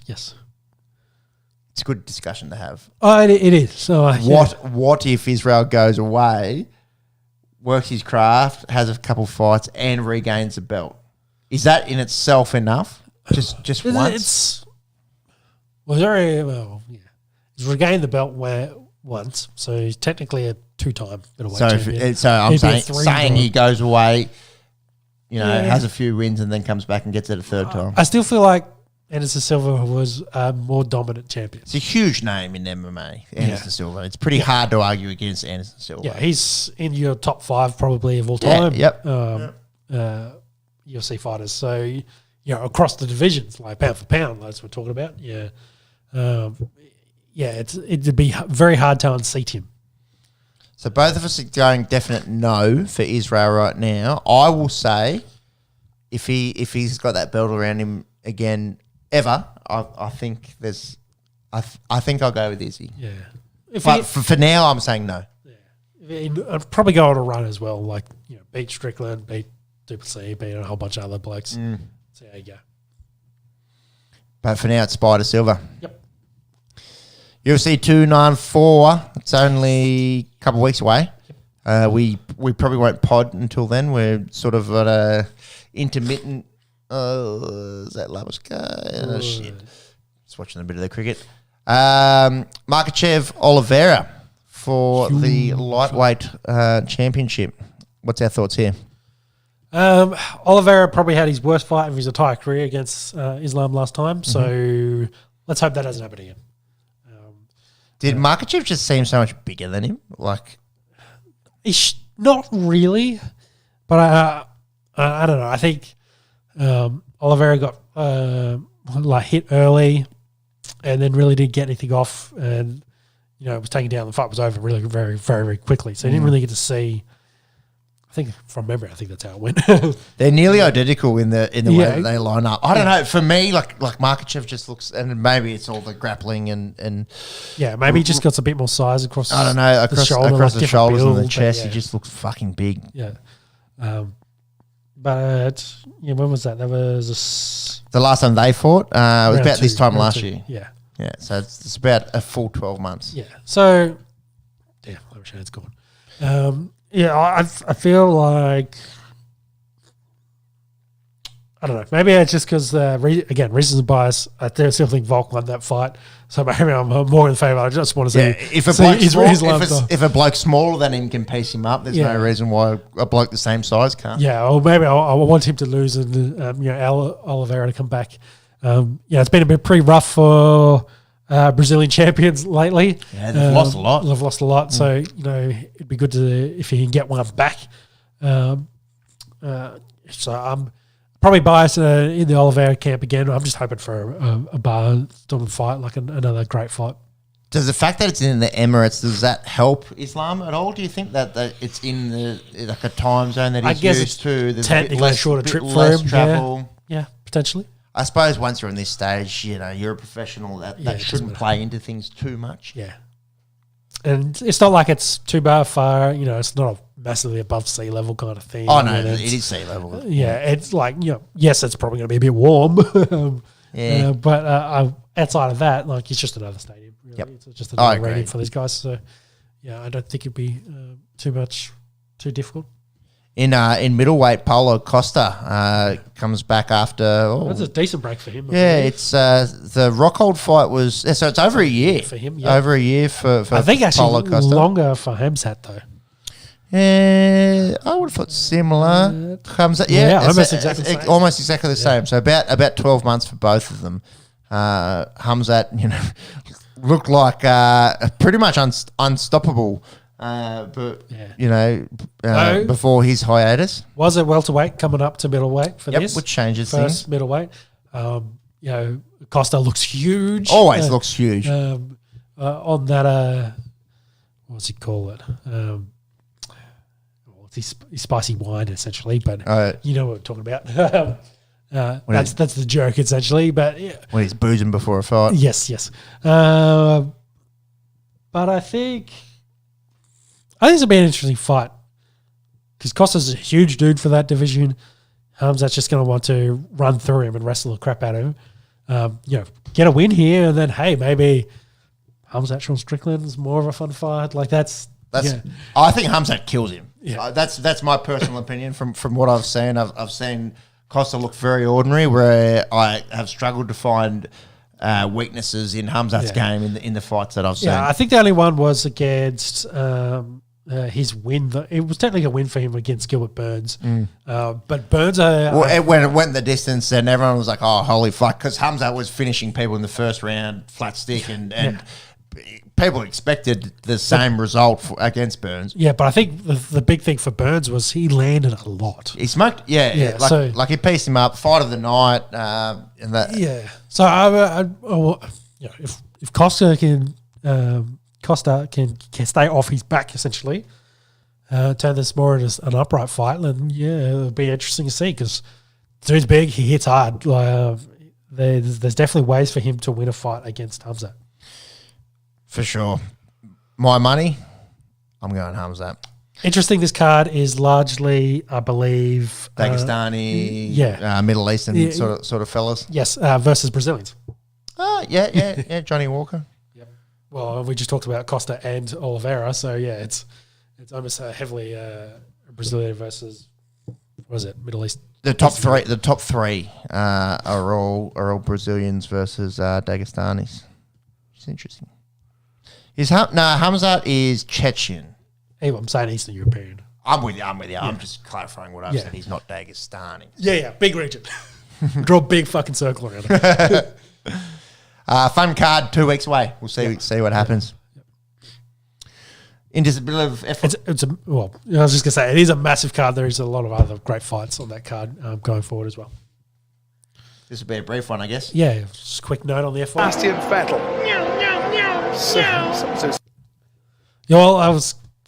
There's a race tonight, of course. They're in Qatar. And I mentioned already what happened in the sprint race from last night. I think Oscar is starting 6th. He's got both Mercedes, Ferrari, and Lando, and of course the Red Bulls in front of him. But I guess the big one was from the sprint race with Perez crashing out. Made official that Max Verstappen is a third-time world champion in F1. He joins a small list of 4 others, Shuey, Lewis, etc., on that list. So he's, as a youngish driver, who has a lot of time in front of him, and Red Bull have been giving him a rocket ship, and he will. So the list of 3 was the interesting one there. 3 in a row. Having won 3 world champions, Vettel, Bradman, Stewart, Niki Lauda, and Senna, and then Nelson. How do you say his last name? Piquet, which is technically his father-in-law. I didn't know that. Yeah. Well, they're not married yet, but he's dating future father-in-law. Yes, yeah. He's been dating his daughter for a very long time, and potential. Maybe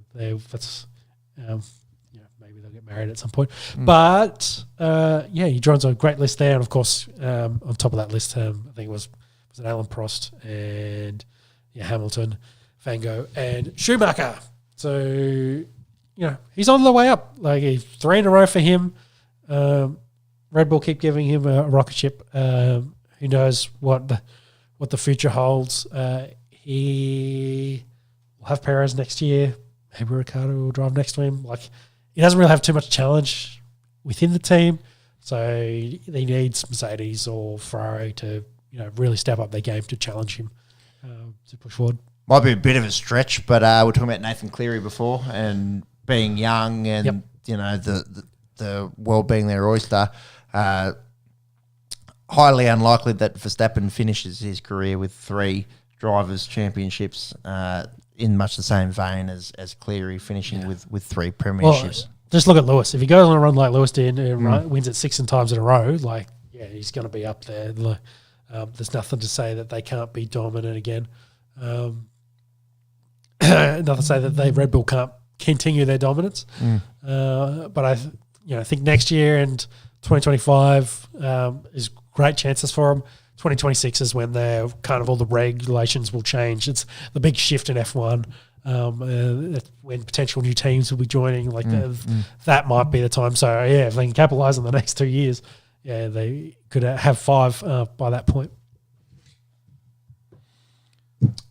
Anything else to talk about from a motorsports perspective? That's basically it at this stage. We've just chucked a little bit of EPL, maybe some NBA in this section. Not too much to talk about. The EPL's nearly 2 months in. Ange Postecoglou, top of the table, Spurs. Yep. I think every Aussie, unless you're a Spurs fan already, probably second team this year will be Tottenham. Got away with one last night, but it's good to see Big Ange in there winning. I think it's actually Spurs' best start to a season in about 40-odd years, which is pretty incredible considering how good they've been in recent memory and the fact that they don't have Harry Kane this season is massive. That's crazy to think. They lose you move Harry Kane on essentially. And possibly get better. Yeah. Maybe been a bit lucky. Is maybe the caveat, maybe the asterisk. Yeah. One at Luton long season, overnight, a man down. They do feel like they're one injury away from perhaps sliding down a little bit, but a very good start from Ange Postecoglou and Tottenham.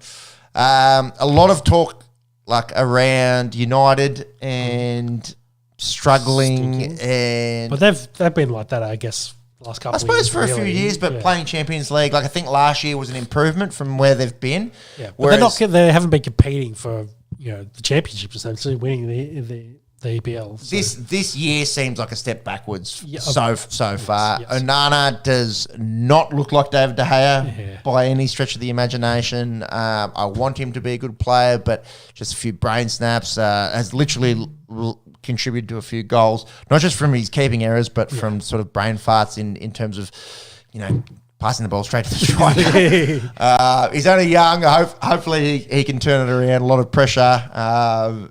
He's United's first black keeper as well, first African keeper. So, I don't know if a bit of the race sort of thing plays into his mindset at least. And hopefully not for him, but you know what their crowds are like over there. Indeed, so. I'm sure race has been mentioned. We'll put it that way. But also shoes to fill. Yep. De Gea, was the keeper for a decade. Yep. He goes. They're big shoes to fill. So I hope for United's sake and for Onana's sake that he can get things together. But they've looked very ordinary. They were really a Scott McTominay special away from losing to Brentford at home last night. So it's looked pretty dire. Chelsea, much in the same vein, have been really ordinary. Good win overnight. A lot of goals. Raheem Sterling looked pretty good, but a very, very lacklustre start to the year for both United and Chelsea. Tottenham under Big Ange looking pretty good, and much like India in this World Cup, I think it's Man City's to lose again. Yeah, I was going to ask where's City and all this. Pretty lost close. last week. A loss last week helps the league, helps the neutral viewer for sure. Yep. But I think on paper, even with the De Bruyne injury, I think it's theirs to lose. Lose again. Yep, I agree. NBA, we're only a few weeks off. We might actually preview the NBA season in our next ep. Yep. Outside of Jimmy Butler and his emo hair, not too much to talk about. FIBA World Cup, Germany champions. Definitely didn't expect that at the start of the tournament. No. Dennis Schroeder and the Wagner boys doing a bit for Germany. Very disappointing competition from the Boomers. It's a few weeks ago now. Yeah. Well, I think the US team was probably the main one, and all the chat since then is about basically all their big superstars wanting to play in the Olympics. So like LeBron's put his hand up since he's done that. A whole bunch of them are like, yeah, I'll play for them. I think the interesting one was Embiid said he'd play for the US instead of Cameroon. Yeah, so lived I think his first 14 odd years in Cameroon, and then he's lived in the United States just as long as he's lived in Cameroon. His English probably isn't the best English, but he's selected the US and probably been a bit of a sore spot for the US recently is having the big centre that can go up against these world class big men from the European teams. So having Embiid at the 24 Olympics definitely will help that. So I've just been seeing the Avengers meme with LeBron getting all the troops together, KD, Curry, everyone's coming out of the woodwork. They're all going to join up, and maybe we'll get another dream team. Might be Space Jam 3. Yeah, we can only hope for the Olympics, which would be crazy. That last Space Jam's it's not very good. It's not as fun. Yeah. It's a long way behind. Yeah, I would have thought. But yeah, only a couple of weeks away. NBA, it feels like a bit of a long off season. It's really only about 3 and a bit months, but I suppose well, they did media day already. They've got all the guys back in the country. It's actually 2.5 months because the Joker, asking Jokic essentially having to come back to work, having to leave. He's basically looking after his racehorses. Exactly. He's just like, he looks like he'd do the show up to work on Monday and he's like, I don't want to be here. And we're talking about the best basketball player probably of this generation at the moment. That's so funny. That is very Joker, isn't it? Yeah. Oh yeah, we won I'm an NBA champion. Who cares? So only a few weeks away there, which is fun. Yep. Thank you to anyone that's listened. Any final points? How dicked are the Australians getting? Been bad. Need Maxi and Green to just stay out there, I suppose, for 10 overs to have any chance. Look, we're looking at under 250, I think. Oh, I think they really you'd probably be happy with 250 the way that we're going. These two. Hopefully they can. Cam Green, of course, getting 100 in India. He's done it before. He's played. He's coming off an elite IPL, but look, I think we said at the top of the show, this is India's tournament to lose. They are looking very, very good in their first 30 odd overs, and it's been Dadu again. Yeah, he's our dad. Kills us. Yeah. Dad, is that you? Yeah. Ravi Jadeja. Yeah, 250 would be elite. The way it's looking, maybe 220. Yep. India going to be very hard to beat. Oh yes. All right, thank you to those that have listened. We should be back in 2 weeks' time. I'm at a Bucks party going to the Everest next week. Monks may or may not be back. We are in his house right now, but he's doing the new dad stuff, just trying to work out how to look after a young life. You're a couple of years ahead of me. I've been trying to do it the last sort of 15 months. Hard work.